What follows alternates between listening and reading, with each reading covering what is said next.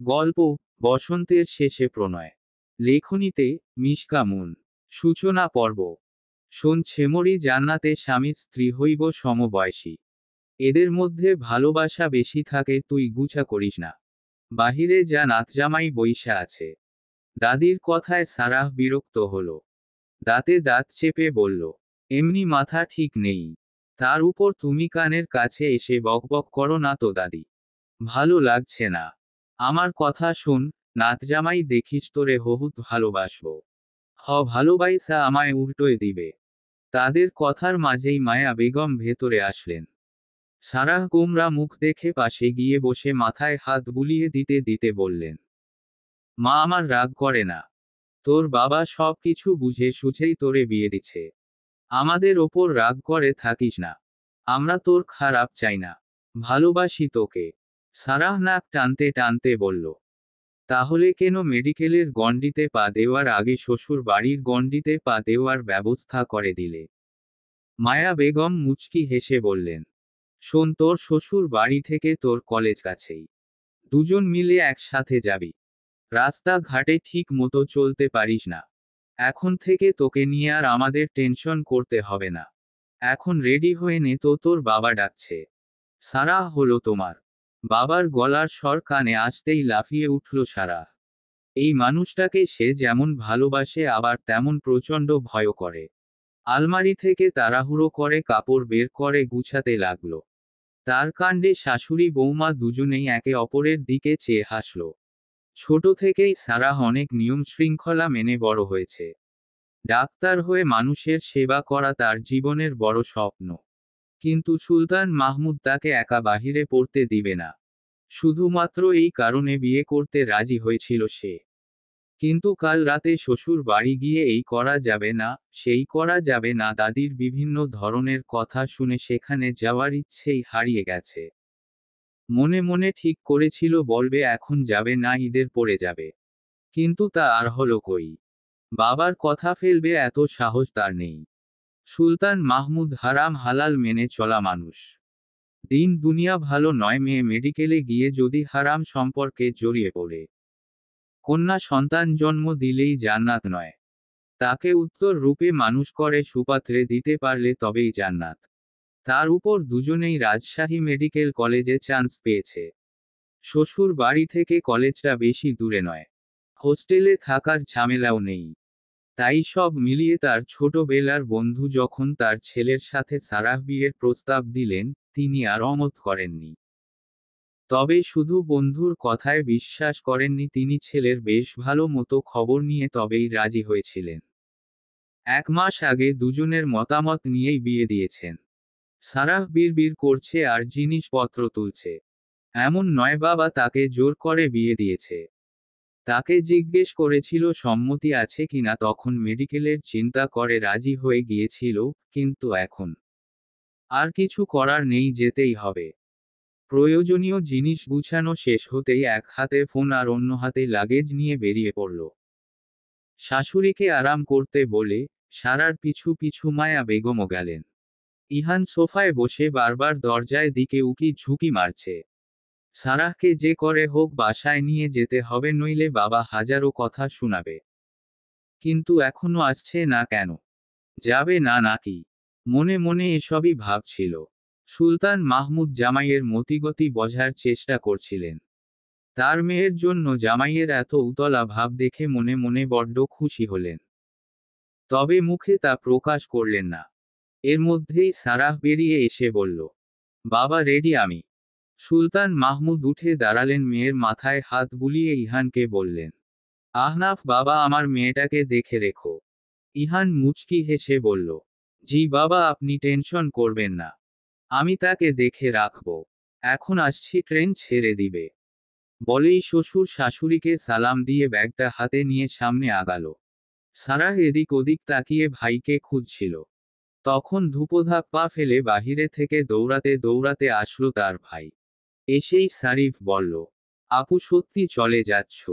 আবার তাড়াতাড়ি বাসায় চলে এসো। সারাহ ভাইয়ের দিকে তাকিয়ে মুচকি হেসে মাথা নাড়িয়ে হাতে কিছু টাকা দিয়ে বের হয়ে গেল। মায়া বেগম হিজাবের এক পাশ দিয়ে চোখ মুছলেন। মাকে চোখ মুছতে দেখে সারিফ জিজ্ঞেস করল, কাঁদছো কেন? কই না তো। রোদে রোদে না ঘুরে রুমে গিয়ে পড়তে বসো। সারিফ সে কথার পাত্তা না দিয়ে বলল, আম্মু শোনো, আপুকে তো বিয়ে দিয়ে শ্বশুর বাড়ি পাঠিয়ে দিলে, এবার আমাকেও বিয়ে দাও, আমার পড়তে ভাল লাগে না। মায়া বেগম চোখ গরম করে তাকিয়ে বললেন, কত বড় সাহস! এক থাপ্পড় দিয়ে দাঁত ফেলে দিব, বিয়ে করবে? যা গিয়ে পড়তে বসো। সারিফ তা না শুনে আবার বাহিরে দৌড় দিল। ইহানদের জন্য বাহিরে অটো দাঁড়িয়ে ছিল। সুলতান মাহমুদ তাদের অটোতে তুলে দিয়ে আবার ভেতরে আসলেন। এসেই দেখলেন স্ত্রীর চোখ ছলছল করছে। তারও যে কষ্ট হচ্ছে তা বুঝতে না দিয়ে স্ত্রীর চোখের দিকে তাকিয়ে ইশারা করে বোঝালেন, মেয়ে ভালো থাকবে, মন খারাপ করো না। মায়া বেগম দীর্ঘশ্বাস ফেলে হাতের কাজ সারতে চললেন। মেয়েদের জীবন তো এমনই। মেয়েটা এখন সুখী হলে হয়। বিয়ের দিন দুজনের সেভাবে কথা হয়নি। কাজী অফিসে বিয়ে হওয়ার পরে যে যার বাড়ি চলে গিয়েছিল। আজকে প্রথম কথা হলো, তাও ঝগড়া দিয়ে শুরু। ট্রেনে উঠিয়ে জানালার সিট নিয়ে দুজনের মধ্যে ঝগড়া লেগে গেল। জানালার সিট আমার। তোমার নামে রেজিস্টার করা আছে নাকি? না, নেই, তবু আমার। সরি, আমি এখানেই বসবো। আমাকে জানালার সিটে বসতে না দিলে বাড়ি চলে যাব। তো যাও না। সত্যি চলে যাব। যাও। সারাহ বিরক্ত হলো। অন্য পন্থা অবলম্বন করতে বিনয়ী স্বরে বলল, দেখো, জানালার সিটে না বসলে আমার উকি আসে। ইহান বোধহয় তার মনোভাব বুঝল, বলল, আসুক। যদি বমি করে দেই? দাও। সমস্যা নেই, ডাক্তার হতে গেলে এগুলো ফেস করতেই হবে। আগে থেকেই না হয় অভ্যাস করি। রাগ হচ্ছে আমার। তো? সারাহ রেগে গেল। এই বেডায় নাকি তাকে আবার ভালোবাসবে? কচু বাসবে। কেউ ভালোবাসে না তাকে। সবাই শুধু বোঝা মনে করে। তাই তো তাড়াহুড়ো করে এমন বদ লোকের সাথে বিয়ে দিল। তবে এত সহজে হার মানার পাত্রী সে নয়। সত্যি সত্যি উকি আসার অভিনয় করতেই ইহান লাফিয়ে উঠল। এই সুযোগে সারাহ গিয়ে বসে পড়ল। ইহান আবার কিছু বলার আগেই তাদের তর্কবিতর্কে বিরক্ত হয়ে এক ভদ্রমহিলা বললেন, তোমরা ঝগড়া বন্ধ করে একটু চুপ করে বসলে আমার কানটা রক্ষা পায়। আর তোমরা কি পরিচিত নাকি? ভদ্রমহিলার কথা শেষ হতেই ইহানকে কিছু বলতে না দিয়েই সারাহ বলল, হ্যাঁ, আমরা পরিচিত, ও আমার বউ হয়। কথা শেষ হতে ইহানকে কিছু বলতে না দিয়েই সারাহ বলল, হ্যাঁ, আমরা পরিচিত, ও আমার বউ হয়। ইহান অদ্ভুত দৃষ্টিতে তাকিয়ে রইল। এতক্ষণ ভাবছিল মেয়েটা ঝগড়ুটে, এখন শিওর হয়ে নিল মাথায় ও একটু সমস্যা আছে। মন চাইল একটা চাটি বসাতে, কিন্তু না, তাদের বংশে বউ মারার রেকর্ড নেই। তাই কিছু না বলে শুধু তাকিয়ে রইল। ভদ্রমহিলাও ভেবাচাকা খেয়ে বড় বড় করে তাকিয়ে বললেন, কিয়া বেডা মানুষ বউ হয় কেমনে?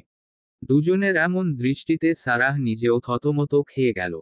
একটু রয়েসয় বলল, না মানে থুক্কু, আমি ওর বউ হই। ওহ, তাই বলো? আচ্ছা, এখন চুপ করে বসো। ব্যাস। বাধ্য হয়ে কেউ আর কোনো কথা বলল না। সারাহ খুশি মনে জানালার বাহিরে তাকালো। অতঃপর বিড়বিড় করে বলল, আহা! কি আনন্দ আকাশে বাতাসে! তার বিড়বিড় করা শব্দ ইহানের কান অবধি পৌঁছাতেই সে বলল, ভালো মানুষ সব সময় অন্যকে ছাড় দেয়। সারাহ পাশ ফিরে বলল, আইছে আমার ভালো মানুষ। ইহান থমথমে গলায় জবাব দিল, তোমার মানুষ কি না, জানি না। তবে আমি ভালো মানুষ। ভালো মানুষ কখনো নিজের মুখে স্বীকার করে না সে ভালো মানুষ। মাঝে মাঝে বলতে হয়, নইলে মানুষ বুঝবে কি করে। সারাহ মুখ ভেঙচি দিয়ে আবার জানালা দিয়ে বাহিরে তাকালো। এই লোকের সাথে এখন আর কথা বলতে ইচ্ছে করছে না। বাড়ির জন্য খারাপ লাগছে। কেউ বুঝলো না তাকে, কেউ না। দুজনের বাসায় যেতে যেতে সন্ধ্যায় লেগে গেল। ট্রেন থেকে নেমে একটা অটো নিয়ে উঠে বসলো। অটো গিয়ে থামলো সোজা ইহানদের বাসার সামনে। মহুয়া বেগম ছেলে আর ছেলের বউয়ের জন্য গেইটের পাশে দাঁড়িয়েছিলেন। সারাহ নামতেই তিনি এগিয়ে আসলেন। তার হাত ধরে ভেতরে নিয়ে যেতে যেতে বললেন, কেমন আছো মা? আলহামদুলিল্লাহ মা, আপনি কেমন আছেন? মা ডাকায় মহুয়া বেগম বেশ খুশি হলেন। নিজের মেয়ে না থাকায় মেয়ের প্রতি তার ভীষণ দুর্বলতা। ভেতরে নিয়ে গিয়ে সারাহকে সোফায় বসিয়ে মাথায় হাত বুলিয়ে দিতে দিতে বললেন, আলহামদুলিল্লাহ, আমিও ভালো আছি। তোমাদের আসতে কোনো সমস্যা হয়নি তো? না মা, সমস্যা হয়নি, বলেই মুচকি হাসল সারাহ। ইহান ভাড়া মিটিয়ে ভেতরে আসতেই মহুয়া বেগম বললেন, বৌমাকে নিয়ে যাও, ফ্রেশ হয়ে কাজা নামাজটা তুলে নিও দুজনে। ইহান মাথা নাড়িয়ে বলল, আচ্ছা। বাবা কোথায়? অফিসে। বাসায় ফিরতে রাত হবে। আচ্ছা। হুম, যাও। ইহান আউট চোখে তার দিকে তাকিয়ে বলল, আমার সাথে এসো। সারাহ কিছু না বলে উঠে দাঁড়ালো। রুমে ঢুকেই বিছানায় গিয়ে বসে পড়ল। ইহান দরজা লক করে পাশ ফিরে তাকে বিছানায় বসতে দেখেই চেঁচিয়ে বলল, আরে কি করছো? হুট করে এভাবে বলায় সারাহ চমকে উঠে বলল, কি করেছি? বাহিরে থেকে আসলে ফ্রেশ না হয়ে বিছানায় বসছো কেন? তাতে কি হয়েছে? আমি কি রাস্তা ঘাটে গড়াগড়ি করতে করতে এসেছি? আগে গিয়ে ফ্রেশ হয়ে এসো। পারবো না। মহুয়া বেগম ইহানের চেঁচামেচি শুনে দরজার কাছে এগিয়ে এসে বললেন, কি রে, কি হয়েছে? সারাহ কিছু বলার জন্য মুখ খোলার আগেই ইহান ছুটে গিয়ে তার মুখ চেপে ধরে বলল, কিছু না মা, তুমি যাও। আচ্ছা। মহুয়া বেগম চলে যেতে ইহান মুখ ছেড়ে দিল। সারাহ রেগে বলল, দম আটকে মেরে ফেলবে নাকি? না, একটা সিরিয়াস কথা বলতে চাচ্ছি। বলো। শোনো, আমাদের মধ্যে যতই ঝামেলা হোক অন্য কেউ জানবে না। সারাহ ছোট নয়। ইহানের কথার মানে বুঝতে তার বেশি সময় লাগলো না। বলল, ঠিক আছে। আমার বাবা মাকে তুমি সম্মান করবে, আমিও তোমার বাবা মাকে সম্মান করব। আচ্ছা। ইহান ফ্রেশ হতে ওয়াশরুমে ঢুকতেই সারাহ মায়া বেগমকে ফোন দিয়ে পৌঁছানোর কথা জানালো। প্রথমবার শ্বশুর বাড়ি গিয়েছে মায়া বেগম বেশ কিছু পরামর্শ দিয়ে তবেই ফোন রাখলেন। কথা শেষ হতেই সারাহ ফ্রেশ হয়ে এসে নামাজ পড়ে নিল। এ সময় আর দুজনের মধ্যে কোনো কথা হলো না। দুজনেই নীরবতা পালন করল। রাতের খাবার শেষে সারাহ শাশুড়ির সাথে বেশ কিছু সময় গল্প গুজব করে রুমে আসলো। এখন একটু ভালো লাগছে তার। রুমে এসে দেখল ইহান বিছানায় হেলনা দিয়ে বই পড়ছে। তাকে কিছু না বলে ব্যাগ থেকে কাপড় চোপড় বের করে আলমারির এক পাশে তুলতে শুরু করল। ইহান বইটা একটা নিচু করে তার দিকে তাকালো। মনে মনে বলল, না, বউটা তার সুন্দরী আছে। হঠাৎ কিছু একটা মনে হতেই বালিশের নিচে থেকে একটা খাম বের করে তার দিকে এগিয়ে এসে বলল, এটা নাও। কি এটা? কাবিনের টাকা বাবা দিয়েছে। সারাহ কিছু একটা ভাবল। তারপর বলল, আমি শ্বশুর মশাইয়ের দেওয়া টাকা নিব না। তুমি রোজগার করে যখন আমায় টাকা দিতে পারবে তখন নিব। ইহান ভ্রু কুঁচকে বলল, টাকা হলেই হলো, সে আমার হোক বা আমার বাবার। না, তোমারই হতে হবে। বাবার টাকা তো একদিন আমারই হবে নাকি? না দিলে হবে না। কেন দিবে না? সবই আমার। যাই হোক, আমি নিতাম না। না নিলে নেই। ইহান নাক মুখ কুঁচকে সরে আসলো। টাকাগুলো রেখে ওপাশ ঘুরে শুয়ে পড়ল। তার বাবা কেন যে এই বয়সে বিয়ে দিলেন তিনিই ভালো জানেন। নিজের কথাই তো মাঝে মাঝে নিজেরই সহ্য হয় না। তার উপর এখন আবার বউয়ের কথা কেমনে সহ্য করবে? মনে মনে বলল, হে আল্লাহ, আমায় ধৈর্য দাও। সারাহ গুছানো শেষ হতেই বেশ কিছুটা দূরত্ব নিয়ে চুপচাপ শুয়ে পড়ল। কেউ আর লাইট অফ করল না। দুজনেই চোখ বন্ধ করে ঘুমের ভান ধরে রইল। ইহানের ঘুম ধরছিল না। উকি মেরে দেখল সারা ঘুমিয়েছে কিনা। মনে মনে ভাবল তার ঘুম আসছে না। আর তার বউ ঘুমাবে তাই হয়। মনে মনে ঝগড়া করার একটা টপিক খুঁজল। কিছু সময় পরে পেয়েই গেল। গলা খাকারি দিয়ে বলল, তোমার বাবাকে বলবে দুদিন পরে রোজা, আমাদের বাসায় ইফতারি পাঠাতে।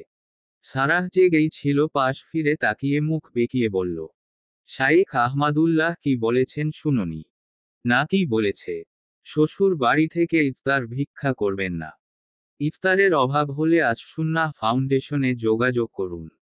তুমি উনার সাথে যোগাযোগ করতে পারো। ইহান ছোট ছোট করে তাকালো। এত বড় অপমান তার হজম হলো না। কিন্তু এখন আর কিছু বলল না। পাশ ফিরে শুল। সারাহ নিজেও ঘুমানোর চেষ্টা করল। নতুন জায়গা যদিও ঘুম আসবে না। বরং জেগে থাকলেই বাড়ির কথা আরো মনে পড়বে। কেন যে বাবা এত তাড়াতাড়ি বিয়ে দিল। এসব ভাবতে ভাবতে শেষ রাতের দিকে ঘুম আসলো। সকাল হতেই দুজনের আবার ঝগড়া লাগলো। ইহান ঘুমের ঘোরে ভুল করে সারার ব্রাশ দিয়ে ব্রাশ করেছে। এটা নিয়ে বারবার বমি করার অভিনয় করছিল।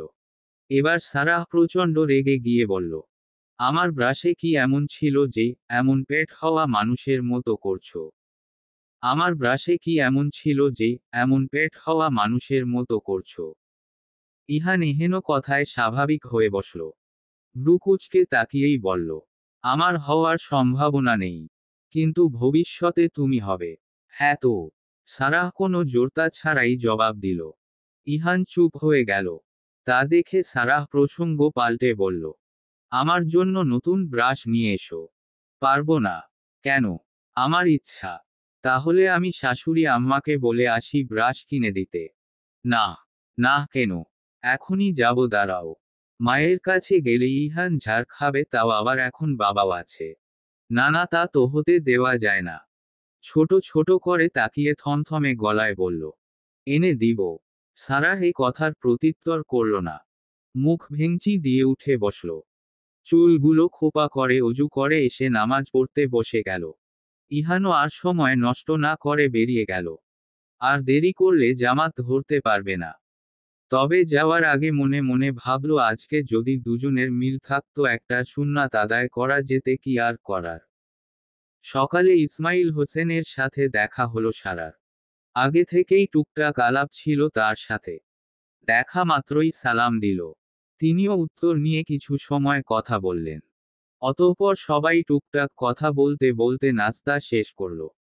যদিও ইসমাইল হোসেনের অফিসে দেরি হয়ে গেছে, কিন্তু তবুও পরশুদিন থেকে রোজা, তাই একসাথে খাওয়ার এই মুহূর্তটা মিস করলেন না। খাওয়া দাওয়া শেষ করে তবেই বের হলেন। পিছু পিছু ইহানও বেরিয়ে গেল। উদ্দেশ্য বন্ধুর বাড়ি।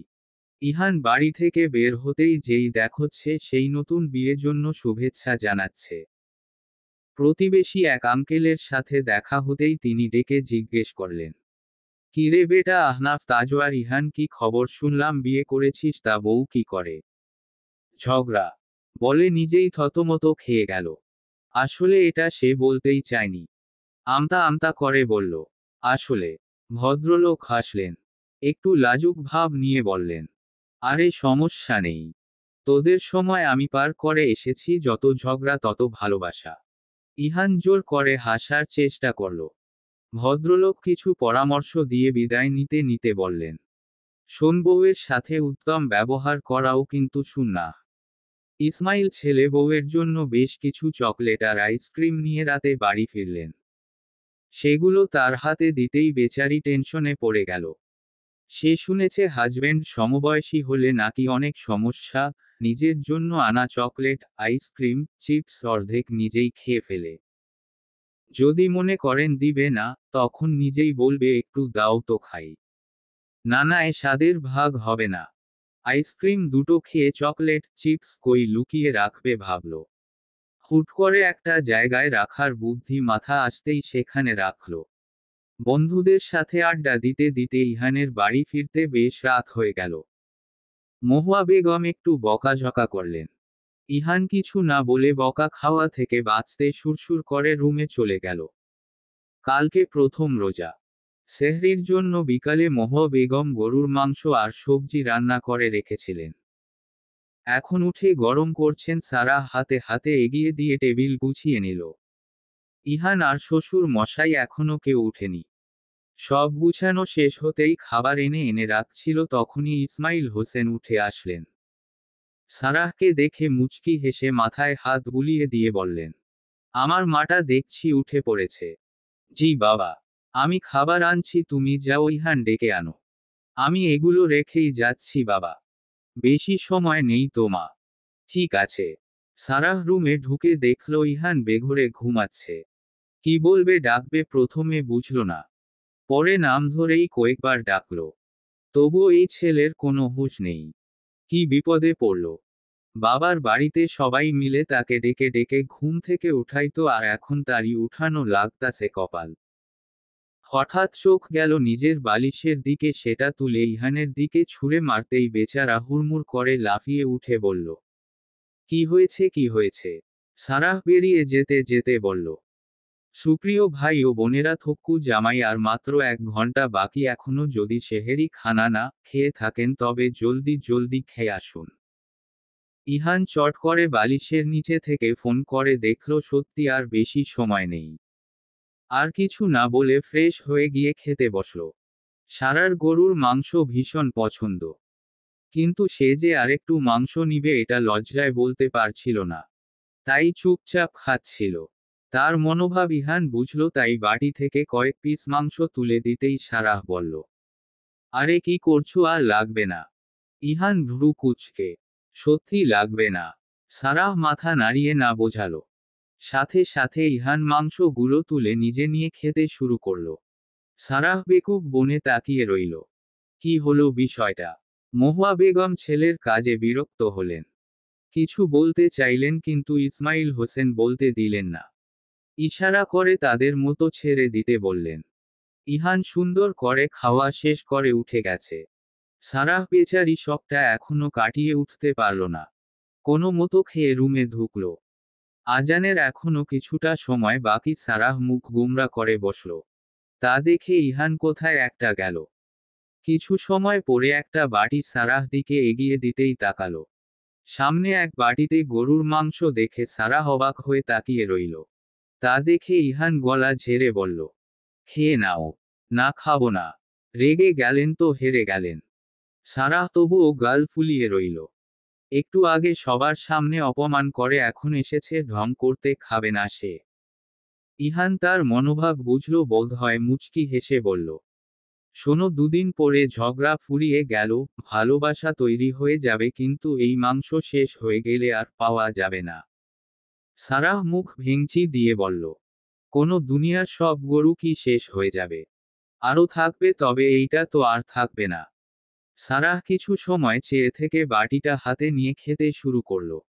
আর মনে মনে ভাবল, না, এই বেডা একবারে খারাপ, না ভালো খারাপ মিশানো। প্রতিদিন সকালে ইহান বই নিয়ে বসে, এটা তার অভ্যাস। আজকেও ব্যতিক্রম হলো না। একটা বই খুঁজে না পেয়ে তার ব্যাগ দেখতে লাগলো। ব্যাগের মধ্যে হাত দিতেই অনেকগুলো চকলেট বের হলো। সারাহ সবে বাহিরে থেকে আসতেই ইহান সেগুলো সারার হাতে দিতে দিতে বলল, আমার থেকে লুকাতে আমার ব্যাগেই রেখেছ?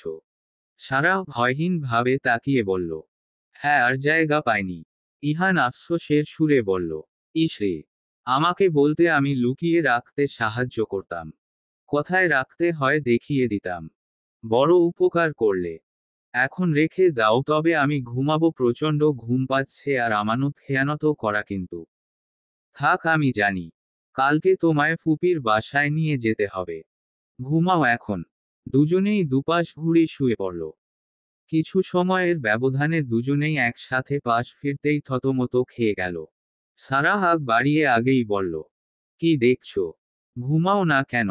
সারাহকে বিরক্ত করতে ইহান দাঁত দেখিয়ে বলল, মাইয়া মানুষ আমার দিকে তাকিয়ে থাকলে আমার আসলে ঘুম আসে না, লজ্জা আসে। সারাহ মুখ ভেঙচি দিল, তার কথার পিঠে আর কিছু বলল না। ইহান নিজেও তা কপি করল। রাসূলসা প্রতিযোগিতা করে ইচ্ছে করে স্ত্রীর কাছে হেরে যেতেন। আর তুমি আমাকে একটু কথার পর্যন্ত ছাড় দাও না? হো হো। সারাহ কথার উত্তর বেশ সাথে সাথেই দিল ইহান। মুচকি হেসে বলল, এই হাদিসের বিস্তারিত আমি জানি, বলবো? সারাহ উত্তর করল না। তখন নিজে থেকেই বলতে শুরু করল। আয়েশারা বর্ণনা করেছেন, তিনি এক সফরে নবী সাল্লাল্লাহু আলাইহি ওয়াসাল্লামের সাথে ছিলেন। তিনি বলেন, আমি তার সাথে দৌড় প্রতিযোগিতা করে তার আগে চলে গেলাম। অতঃপর আমি মোটা হয়ে যাওয়ার পর তার সাথে আবারও দৌড় প্রতিযোগিতা করলাম। এবার তিনি আমাকে পিছে ফেলে দিলেন, বিজয়ী হলেন। তিনি বলেন, এই বিজয় সেই বিজয়ের বদলা। সুনানে আবু দাউদ 2578। তুমি বলতে চাচ্ছ তুমিও বদলা নাও? হতে পারে। একটু পরেই আজান দিবে, নামাজ না পড়ে ঘুমানো যাবে না। বাসার পাশেই মসজিদ হওয়াতে তাড়াহুড়ো করে বের হওয়ার তাড়া নেই। তাই তো খেয়ে এসে একটু টান হতে পেরেছে। তবে এবার বোধহয় উঠা দরকার। পাশ ফিরে দেওয়াল ঘড়িতে সময় দেখে নিল। চট করে উঠে বসল। বাথরুমে ঢুকে অজু করে একবারে বেরুলো। সারাহকে তাকিয়ে থাকতে দেখে বলল, আজান দিবে, অজু করে এসো যাও। একটু পরে যাব। ইহান ভাবল সে বেরিয়ে গেলেই সারাহ ঘুমিয়ে পড়বে। তাই বলল, না আমি দাঁড়াচ্ছি, তুমি যাও। সারাহ নাক মুখ কুঁচকে বলল, কেন, আমাকেও কি মসজিদে নিয়ে যাবে? ইহান পাঞ্জাবি টুপি পরতে পরতে বলল, অজুদার ব্যক্তির জন্য কিছু বললাম না। নামাজ পড়ে এসে বলবো। নাই কাজ তো খই ভাজ। ইহান চলে যেতেই সারাহ উঠে নামাজ পড়ে নিল। সেহেরির পরে তার প্রচণ্ড ঘুম পায়। বিছানায় গা এলিয়ে দিতেই ঘুমিয়ে পড়ল। 11টার দিকে ঘুম ভাঙল সারার। চোখ খুলতেই দেখল ইহান তার দিকে তাকিয়ে দুহাত ভাঁজ করে বসে আছে। হুট করে এভাবে দেখায় কিছুটা ভয় পেয়ে বুকে দোয়া পড়ে থুতা নিয়ে বলল, এভাবে তাকানোর মানে কি? কয়টা বাজে? তোমার হাতেই তো ঘড়ি, দেখে নাও। ইহানের মন চাইল নিজের মাথায় নিজেরই চাটি মারতে। থমথমে গলায় বলল, কখন থেকে ডাকছি, উঠছো না কেন? ফুপি কল দিচ্ছে বারবার। সারাহ লাফিয়ে উঠল। সত্যি তো, আজ তাদের ফুপি শাশুড়ির বাড়ি যাওয়ার কথা। ইস, কত বেলা ঘুমিয়েছে। শাশুড়ি মা কি রাগ করবে? কি জানি। জোরপূর্বক হেসে বলল, তুমি আধা ঘন্টা অপেক্ষা করো, আমি 1 ঘন্টায় রেডি হয়ে যাব। বলেই দৌড়ে ফ্রেশ হতে গেল। বেশি সময় নিল না। 1 ঘন্টার আগেই তৈরি হয়ে মহুয়া বেগমের থেকে বিদায় নিয়ে বেরিয়ে পড়ল। মাঝ রাস্তায় গিয়ে সারাহ বলল, প্রথমবার ফুপির বাড়ি বউ নিয়ে যাবে, খালি হাতে গেলে কেমন দেখায়? কি নেওয়া যায়? বৃষ্টি থুকু মিষ্টি। ইহান দ্বিমত করল না। না বললেও সে কিছু না কিছু ঠিকই নিত। রাস্তার এক পাশে অটো থামিয়ে নেমে সারাহকে নামতে বলল। সারাহ নামতেই তার হাত ধরে রাস্তার ওপাশে নিয়ে গেল। সারাহ প্রচণ্ড অবাক হলো, আবার মনে মনে খুশিও হলো। ভাবল সে যে ঠিক মতো রাস্তা পার হতে পারে না। এটা ইহান জানলো কেমনে? থাক, পরে জেনে নিবে। এপাশে এসে একটা মিষ্টির দোকানে ঢুকলো। ইহান মিষ্টির কোনোটার দাম কেমন শুনছিল। সারাহ পাশে দাঁড়িয়ে দাঁড়িয়ে দেখছিল। মিষ্টি নেওয়া শেষ হতেই বের হবে এমন সময় এক মুরব্বি করে লোক এগিয়ে আসলো। তাকে দেখে ইহান সালাম দিল। আসসালামু আলাইকুম চাচা, কিছু বলবেন? লোকটা সালামের উত্তর নিয়ে ইহানকে এড়িয়ে সারাহকে প্রশ্ন করলেন, নাম কি মা তোমার?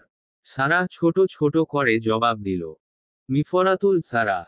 বাহ, বেশ সুন্দর নাম। ইহান বোধহয় বুঝল লোকটার মনোভাব, কিছু বলার প্রস্তুতি নিতেই লোকটা একটা কার্ড ধরিয়ে দিয়ে বলল, এটা রাখো বাবা, তোমার বোনটাকে আমার পছন্দ হয়েছে। আমার ছেলে ইঞ্জিনিয়ার, বিয়ের জন্য মেয়ে খুঁজছিলাম। কিন্তু তেমন পহেজগার মেয়ে পাচ্ছিলাম না। আজ পেলাম। যাই হোক, তোমার বাবার নাম্বারটা দেও তো। ইহান টাসকি খেয়ে তাকিয়ে রইল। সারাহ নিজেও কিছুটা থতমত খেয়ে গেল। ইহান গম্ভীর গলায় বলল, চাচা, আমার বউকে আমি বিয়ে দিব না। আপনি অন্য জায়গায় মেয়ে খুঁজে নিয়ে আসছি। বলেই চলে যাচ্ছিল। লোকটা পেছনে থেকে আবার বললেন, এটা তোমার বউ? জি। লোকটা বিরক্ত হওয়া মুখ নিয়ে বলল, এত কম বয়সে ছেলে মেয়ের কেউ বিয়ে দেয়? হুম, দেয়। এই তো আমাদের দিয়েছে। তা না হয় বুঝলাম বাবু, কিন্তু রাস্তাঘাটে বউয়ের হাত ধরে কেউ হাঁটে? আমাদের সময় তো গুরুজনদের কথার আওয়াজ শুনলেও বউয়ের আশেপাশেও থাকতাম না। ইহান উত্তর না দিয়ে আবার হাঁটতে লাগলো। হুট করে সারাহ পেছনে ঘুরে বলল, চাচা, আপনার ছেলে মেয়ে কয়টা? লোকটা গম্ভীর ভাব নিয়ে বলল, 5 ছেলে, 4 মেয়ে। ও আচ্ছা, অল্পই। সারারয় লোকের সাথে কথা বলা ইহানের ঠিক পছন্দ হলো না। তাই দোকানের বাহিরে এসে কড়া চোখে তাকিয়ে কিছু বলার আগেই সারাহ বলল, ওই লোক বউয়ের আশেপাশে না ঘুরেই 9টা বাচ্চা কাচ্চা। আর ঘুরলে কয়টা হতো? ইহান একটু ভেবে বলল, 18টা। এর বেশি হতে পারতো, বলা তো আর যায় না। বলে দুজনেই হাসল। আসলে সমবয়সী বিয়েতে এই সমস্যাটা বেশি হয়। লোকজন বেশিরভাগই ভাই বোন মনে করে। দুজন আর সময় নষ্ট করল না, গাড়িতে গিয়ে উঠে বসল। ইহানের ফুপিরা 4 তলা থাকে। লিফট কিছু দিন যাবৎ নষ্ট থাকায় দুজনে সিঁড়ি দিয়ে ওপরে উঠছিল। হঠাৎ তিনতলায় আসতেই একটা বাচ্চা ছেলের সাথে ধাক্কা খেল। সাথে সাথেই কেউ একজন দরজা খুলল। এক ভদ্রলোক দরজা খুলতেই বাচ্চাটা বলে উঠল, আব্বু, এই ভাইয়াই প্রতিদিন কলিং বেল চেপে দৌড়ায়। আজকে দৌড় দেওয়ার আগেই আমি ধরে ফেলছি। ইহানের রিয়াকশন দেখে সারা হেসে ফেলল। ভদ্রলোক বাচ্চাটার কান ধরে নিয়ে যেতে যেতে বলল, কিছু মনে করো না বাবা, একটু দুষ্ট, তোমরা যাও। চারতলায় আসার পরেও সারার হাসি থামছে না দেখে ইহান কলিং বেল চাপ দিয়ে পাশ ফিরে রেগে বলল, পাগলের মতো হাসা বন্ধ করো, এখনই ফুপি আসবে। কথার শেষ হওয়ার আগেই এক মধ্যবয়স্ক মহিলা দরজা খুলে বেরিয়ে আসলেন। একবার সারার দিকে তাকিয়ে ইহানকে বললেন, কি রে, এটা বুঝি বৌমা? ইহান মাথা নাড়িয়ে সম্মতি দিল। সারাহ মুচকি হেসে সালাম দিতে গিয়ে ভুল করে বলে বসল, লা হাওলা ওয়ালা কুওয়াতা ইল্লা বিল্লাহ। আনিকা বেগম সারার কথা না বুঝে অবাক হয়ে বললেন, তুমি কি আমায় ভয় পেয়েছো মা? সারার জোরপূর্বক হেসে বলল, না মানে সরি ফুপি। আনিকা বেগম আর প্রশ্ন না করে বললেন, আচ্ছা আগে তোমরা ভেতরে এসো তো। সারাহ আউচোখে তাকিয়ে দেখল ইহান হাসছে। মুখ ফুলিয়ে বলল, হাসছো কেন? ইহান চোখ মেরে বলল, বউ আমার যেমন তেমন, বউয়ের কথা আমার মনের মতন। আনিকা বেগম দুজনকে ফ্রেশ হয়ে নেওয়ার জন্য একটা রুম দেখিয়ে দিলেন। এই কাঠ ফাটা রোদে বাহিরে থেকে এসে বড্ড ক্লান্ত লাগছিল সারার। শুধু তার একার নয়, ইহানেরও একই অবস্থা। মিষ্টির প্যাকেট ফুপির হাতে দিয়ে রুমে ঢুকেই দুজনেই ওয়াশরুমে যাওয়ার জন্য দৌড় দিল। একসাথে এভাবে দুজন দৌড় দেওয়াতে একে অপরের সাথে ধাক্কা খেল। সারার একটু বেশিই জোরে লাগলো। একে তো গরমে বোরখা পরে প্রচণ্ড অস্বস্তি হচ্ছিল, দুইয়ে হুট করে এমন ধাক্কা লাগায় বোরখার সাথে বেঁধে নিচে পড়ে গেল। বেচারি এবার অতি দুঃখে কান্নাই করে ফেলল। ইহান হতভম্ব হয়ে বলল, কান্না করছো কেন? বেশি জোরে লেগেছে? আমি সত্যি সরি, বুঝতে পারিনি। সারাহ কান্না করছে আর নাক টানছে। কোনো কথা বলল না। সারার থেকে উত্তর না পেয়ে ইহান হাঁটু গেড়ে তার পাশে বসে পড়ল। মাথায় হাত বুলিয়ে দিতে দিতে বলল, ফুপি চলে আসবে, প্লিজ থামো। আমি বুঝতে পারি নাই। তুমি যা বলবে আমি তাই করব, তবুও কেঁদো না। সারাহ এবার চোখ মুছতে মুছতে বলল, তাহলে কান ধরে বলো আর ঝগড়া করবে না। ইহান চট করে সারার কান ধরে বলল, আচ্ছা আর ঝগড়া করব না। সারাহ রেগে তার কান থেকে হাত সরিয়ে বলল, বদলোক আমার না, নিজের কান ধরে বলো। ইহান উপায় না পেয়ে কান ধরে থমথমে গলায় বলল, আচ্ছা ভুল হয়ে গেছে, আর ঝগড়া করব না। হুট করে সারার মাথায় আসলো ইহান ঝগড়া না করলে সে তো একা একা ঝগড়া করতে পারবে না। তাই কথা পাল্টিয়ে বলল, না না, এটা না। বলো ঝগড়া হোক আর যাই হোক, সব সময় দোষ তোমার থাকবে। সুযোগে সৎ ব্যবহার করছো। সারা হাসল। ইহান তাকিয়ে রইল। চোখে পানি চিকচিক করছে অথচ মুখে হাসি। দেখতে বেশ অদ্ভুত সুন্দর লাগছে। চোখ নামিয়ে নিল। মাথা চুলকিয়ে বলল, উঠতে পারবে নাকি সাহায্য করব? পারবো। উঠো তো। ইহান তার কথা শুনল না। নিজে উঠে হাত ধরে তাকেও টেনে তুলে ফ্রেশ হয়ে নিতে বলল। সারার আর কথা বাড়ালো না। ইহান ক্লান্ত শরীর নিয়ে বিছানায় গিয়ে বসতেই তার ফোন বেজে উঠল। হাতে নিয়ে দেখল পিয়াসের কল। তার সব থেকে কাছের বন্ধুর মধ্যে একজন। তার বিয়েতে 2-3 জন বন্ধুকে বলেছিল। যেহেতু কাজী অফিসে বিয়ে, বেশি মানুষকে তোর আর বলার উপায় নেই। কিন্তু যাদের বলেছিল তারাও কেউ যায়নি। ইহান অনেক রাগ করেছিল। রাগ করে সবাইকে ব্লকও করে দিয়েছিল।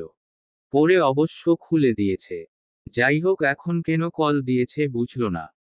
রিসিভ করে কানে ধরতেই ওপাশ থেকে পিয়াস বলল, মাম্মা, একটা মেয়ে আমার মানিব্যাগ নিয়ে পালিয়েছে। ইহান লম্বা শ্বাস টেনে বলল, নিশ্চয়ই মেয়েটার সাথে ফ্লার্টিং করতে গিয়েছিলি? না মানে হয়, এখন কি করি বলতো? এত কষ্ট করে বাবার পকেটে মারলাম, কোনো কাজে লাগলো না। অসাধু উপায়ে যে টাকা আসে তা অভাবেই যায়। সে না হয় বুঝলাম, মেয়েটাকে ধরবো কেমনে, বুদ্ধি দে। আপাতত বাসায় চলে যা।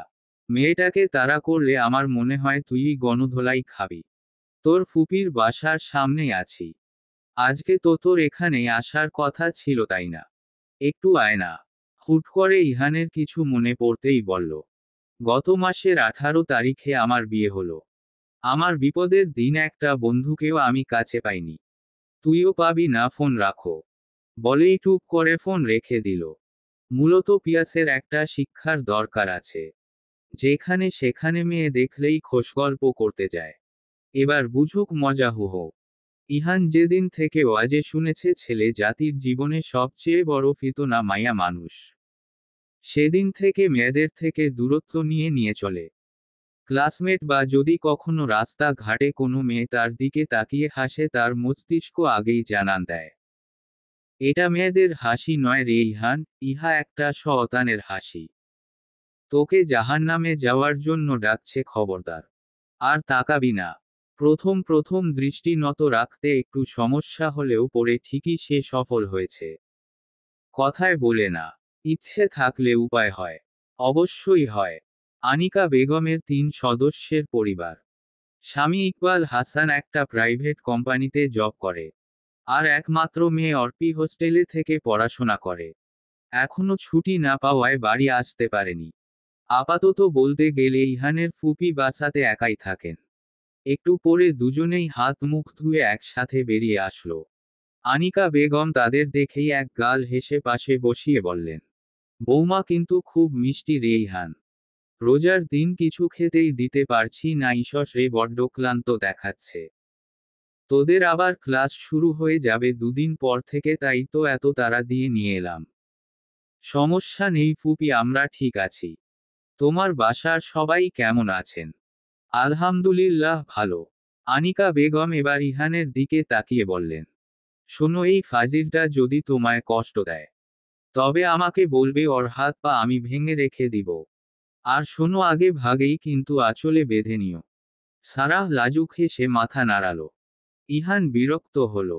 মনে মনে বলল, শাড়ি পরার নামে খবর নেই, আঁচলে বাঁধার বুদ্ধি করছে। কি একটা অবস্থা! টুকটাক গল্প করতে করতে ইহানের ছোট বেলায় চলে গেল। সারার ভীষণ ভালো লাগলো তার ফুপি শাশুড়িকে কত মিশুক একটা মানুষ। আসার সময়ও টেনশন হচ্ছিল কেমন হবে, তাকে কি বলবে। একটু আগেও বাড়ির জন্য মন খারাপ লাগছিল, এখন একটু হালকা লাগছে। সারাদিন ফুপির বাড়ি থেকে বিকালের দিকে নিজের বাড়ির দিকে রওনা দিল ইহান আর সারা। যদিও আনিকা বেগম অনেকবার থাকতে বলেছিলেন, কিন্তু মহুয়া বেগম হুট করে অসুস্থ হয়ে পড়ায় বাড়ি ফিরতেই হলো। বাসায় ফিরে সারাহ দেখল এই অসুস্থ শরীর নিয়েই মহুয়া বেগম ইফতারি বানানো শেষ, এখন সেহেরির রান্না বান্না করছেন। এটা দেখে সে আর কি করে বসে থাকে। জোর করে শাশুড়িকে রুমে পাঠিয়ে নিজেই তৈরি করতে লাগলো। বাসায় মাকে টুকটাক সাহায্য করলেও একা একা কখনো রান্না বান্না সে করেনি। আসলে সে পড়ুয়া মেয়ে, তাকে কখনো সেভাবে কেউ কাজ করতেও বলেনি। ভয় ভয়ে দোয়া দরুদ পড়ে কাজে লেগে পড়ল। ইহান নিজেই সারাহকে হেল্প করতে আসলো।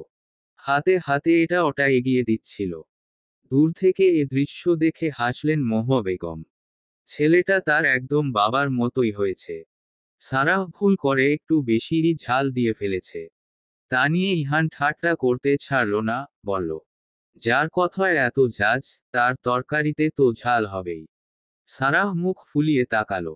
তা দেখে ঝাল কমাতে ইহান তাকে বুদ্ধি দিল, তরকারিতে চিনি ঢেলে দাও, ঝাল আর লাগবে না।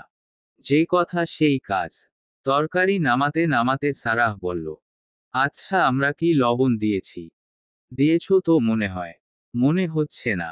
আরেকটু দিব। খাওয়া যাবে কি জানি। ইহান কপাল থাপ্পড়াইতে থাপ্পড়াতেই বলল, কি বিষ যে বানাচ্ছি আমরা, খোদা জানেন। আসলেই সব দোষ তোমার। ইহান ছোট ছোট করে তাকালো। সারাহ মুখ ভেঙচি দিয়ে বলল, আমি ঠিক মতো রান্না বান্না পারি না, এতে আমার কোনো দোষ নেই। তোমার কপালের দোষ। কাল থেকে দুজনের ক্লাস শুরু।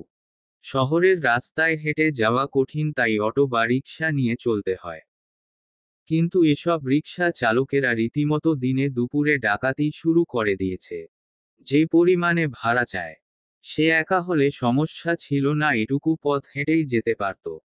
কিন্তু সমস্যা হচ্ছে সারাহকে নিয়ে মেয়েটা ঠিকমতো রাস্তা ঘাট পার হতে পারে না। রুমের মধ্যে পায়চারি করতে করতে এসবই ভাবছিল ইহান। সারার দিকে তাকিয়ে একটা দীর্ঘ শ্বাস নিয়ে মনে মনে বলল, বাবা তুমি তো বিয়ে দিয়ে শুধু বউ দাওনি, সাথে দিয়েছ এক গাদা টেনশন আর টেনশন। ইহানকে অনেকক্ষণ যাবৎ এমন হাঁটাহাঁটি করতে দেখে সারাহ জিজ্ঞেস করল, তোমার কি রোজা লেগেছে, না টেনশনে লেগেছে? ঠিক বুঝলাম না। তোমায় বুঝতেও হবে না। বাবা বলে, সব কথা বউয়ের সাথে শেয়ার করতে হয়। টেনশন ভাগাভাগি করে নিলে টেনশন কমে যায়। ইহান হাঁটাহাঁটি বন্ধ করে সারাহ পাশে এসে পা তুলে বসল। অতঃপর এক গাল হেসে শুয়ে পড়ল। বলল, থাক তোমার আমার টেনশনের ভাগ নিতে হবে না। আপাতত একটু মাথা টিপে দাও তো আমার টেনশন করতে সুবিধা হবে। সারাহ ভ্রু কুঁচকে কিছু বলতে চেয়েও বলল না। হাত বাড়িয়ে মাথা টিপে দিতে শুরু করল। ইহান চোখ বন্ধ করে ফেলল। সারাহ মাথা টিপে দিচ্ছে নাকি সুরসুরি দিচ্ছে ইহান বুঝল না। চোখ খুলে বলল, হাতে কি শক্তি নেই? একটু জোরে দাও। আমি আর এর থেকে জোরে দিতে পারি না। ইহান চট করে সারার হাত উঁচু করে দেখল। কিছু সময় পরে হাত নামিয়ে ছোট ছোট করে তাকিয়ে বলল, থাক এই হাত দিয়ে আমার আর মাথা টিপতে হবে না। ভেঙে টেঙে গেলে তোমার শ্বশুর আর আমার শ্বশুর মিলে আমার মাথাটাই আলাদা করে দিবে। সারাহ মুখ ভেঙচি দিল। তার বড্ড বাড়ি যেতে ইচ্ছে করছে। মায়ের জন্য মন কেমন করছে। ফোনে কথা বলে তো শান্তি পায় না। মন শুধু বার একটা কথাই বলে, আম্মু যাব। কিন্তু কি আর করার, কাল থেকে ক্লাস শুরু। এখন এই সময় বাসায় যেতে চাইলে কেউ নিয়ে যাবে না। বাবাকে বললে উল্টো বলবে ক্লাস ফাঁকি দেওয়া যাবে না। ইহান শুয়ে থেকে সারার মতিগতি বোঝার চেষ্টা করল। মেয়েটার যে বাড়ির জন্য মন খারাপ তার বুঝতে বেশি সময় লাগল না। ঠিক করল শুক্রবারের দিকে নিয়ে যাবে। সে মূলত সারার সাথে ঝগড়া করে তার মন অন্য দিকে ঘুরিয়ে রাখতে। একা থাকলেই বাড়ির জন্য কান্না করে। কাল রাতেও করেছে। এক্ষেত্রে তার কিছু করার নেই। বড় জোর সে একদিন নিয়ে গিয়ে থাকতে পারবে। এর বেশি কিছু করার নেই। সারাহ মন খারাপ করে বসে থেকে শুয়ে পড়ল। তাকে শুতে দেখে ইহান প্রশ্ন করল, এত সময় কি ভাবলেন শুনি? সারাহ সরাসরি ইহানের দিকে তাকিয়ে বলল, ভাবলাম মন খারাপ করে বসে থেকে কোনো লাভ নেই। তাই শুয়ে পড়লাম। এখন কি মন ভালো হবে? শুয়ে থাকতে থাকতে ঘুমিয়ে যাব, তখন মন একাই ভালো হয়ে যাবে। ইহান হেসে ফেলল। বুদ্ধিটা কিন্তু মন্দ নয়। এরপর থেকে সে নিজেও তাই করবে ঠিক করল। ইহান সারাহ একটু বাহিরে এসো তো। এই অসময়ে ইসমাইল হোসেনের গলার আওয়াজ শুনে দুজনেই অবাক হলো। একে অপরের দিকে তাকিয়ে উঠে বাহিরে চলে গেল। বাহিরে গিয়ে দুজনেই অবাক। ইসমাইল হোসেন কাউকে কিছু না বলে ছেলের জন্য হুট করে একটা বাইক কিনে নিয়ে চলে এসেছেন। ইহানের ছোট থেকেই বাইকের অনেক শখ। তবে বাইকের জন্য বাবার সাথে কখনো জোর জবরদস্তি করেনি। বাবা তাকে এভাবে সারপ্রাইজ দিবে ভাবেনি। খুশিতে একবার বাবাকে জড়িয়ে ধরল, একবার মাকে।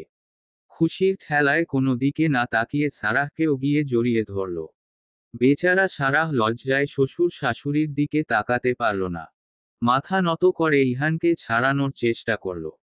মহুয়া বেগম হাত উপরে তুলে স্বামীর চোখে হাত দিয়ে রুমে টেনে নিয়ে গেলেন। রুমে ঢুকেই দুজনেই অট্টহাসিতে ফেটে পড়লেন। রুমে লাইট দিতে দিতে মহুয়া বেগম বললেন, দুটোকে কিন্তু বেশ ভালো মানিয়েছে। স্ত্রীর কথা শুনে ইসমাইল হোসেন একটু ভাব নিয়েই বললেন, দেখতে হবে না পছন্দটা কার। মহুয়া বেগম পেটে একটা গুতা দিয়ে বললেন, কিন্তু বিয়ের বুদ্ধিটা দিল কে? কে আবার? আমার বেগমের। আচ্ছা যাই হোক শোনো, বিয়ান কল দিয়েছিলেন ইহানদের তাদের বাসায় পাঠাতে বললেন। মেয়ে ছাড়া থাকতে বোধহয় তাদের কষ্ট হচ্ছে। সে তো হবেই, একটা মাত্র মেয়ে বলে কথা। তা তুমি কি বলেছ? বললাম কলেজ অফ দেখে পাঠিয়ে দিব। আচ্ছা বেশ ভালো করেছ। কিন্তু বাইক কিনে দেওয়াটা কি ঠিক হলো বলো? আহা এত ভেবো না তো। কিচ্ছু হবে না, আল্লাহ আছেন। তবুও মায়ের মন। নেগেটিভ কথা বাদ দিয়ে একটু ঘুমাও তো, একটু পরেই তো আবার রান্না ঘরে ছুটবে। শ্বশুর শাশুড়িকে এভাবে চলে যেতে দেখে সারার মন চাচ্ছিল মাটির নিচে ঢুকে যেতে। ইহানকে একটা চিমটি কাটতেই সে সরে দাঁড়ালো। বলল, কি হয়েছে, চিমটি কাটছো কেন? বাইক পেয়ে কি তোমার বুদ্ধি শুদ্ধি লোপ পেল নাকি? ইহান বুঝতে পারল সে কি করেছে। মাথা চুলকিয়ে আশেপাশে তাকিয়ে দেখল তার বাবা মা কোথাও নেই। লম্বা শ্বাস টেনে বলল, মনে রাখবে আজ থেকে এটা আমার আরেক বউ। সারাহ মুখ ভেঙচি দিয়ে যেতে যেতে বলল, মানুষজনের ঢং দেখলে আর বাঁচি না। তোমার থেকে কমই জানি হো হো। ইহান বাইক চালানো আগেই শিখেছিল। স্কুল লাইফে নানার বাড়ি যেতই বাইকের লোভে। মামাই নিজের হাতে চালানো শিখিয়েছে। কিনেও দিতে চেয়েছিলেন কিন্তু মহুয়া বেগমের জন্য আর কিনে দেওয়া হয়নি। একটা মাত্র ছেলে, যদি রাস্তা ঘাটে বিপদ আপদ হয় তখন কি হবে?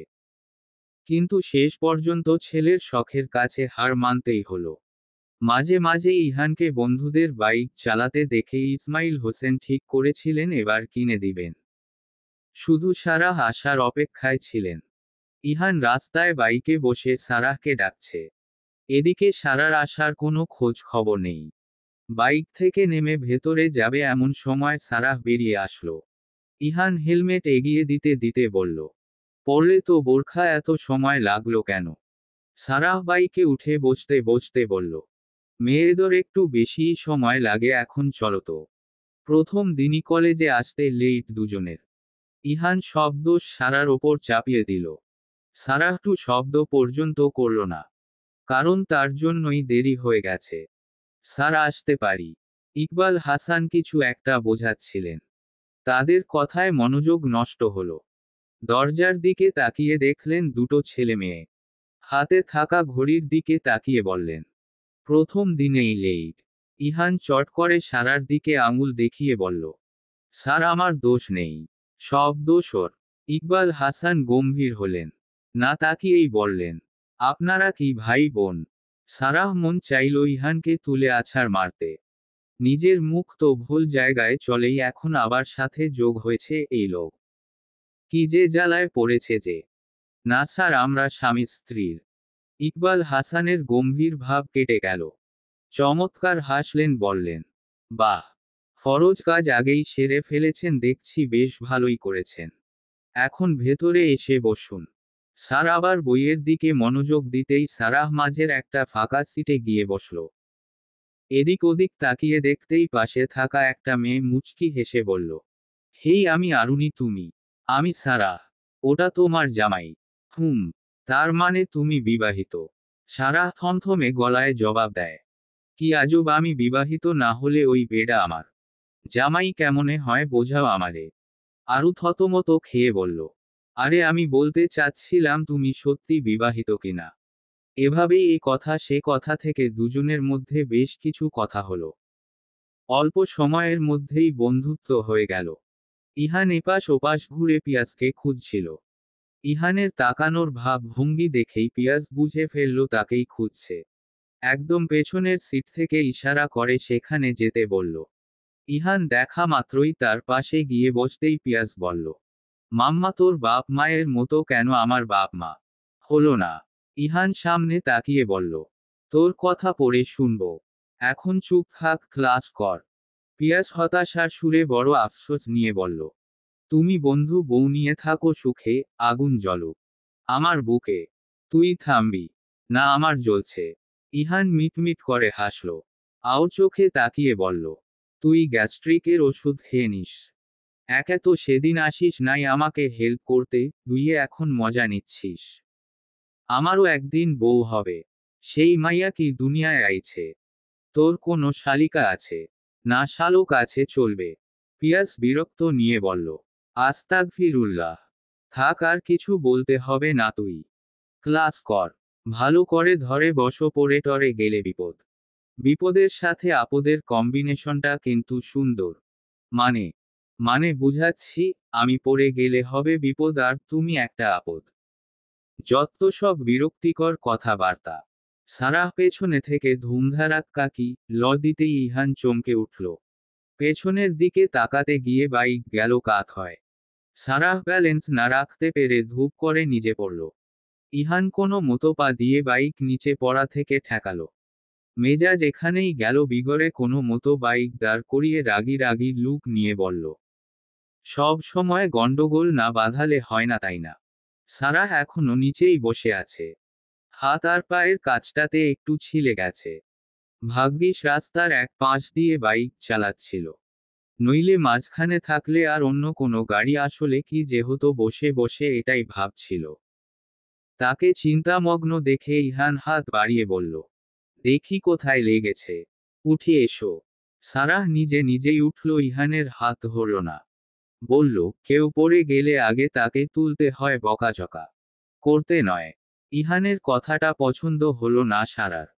ইহান উত্তর না পেয়ে ছোট ছোট করে তাকিয়ে বলল, মন চাচ্ছে তুলে আছাড় দিতে।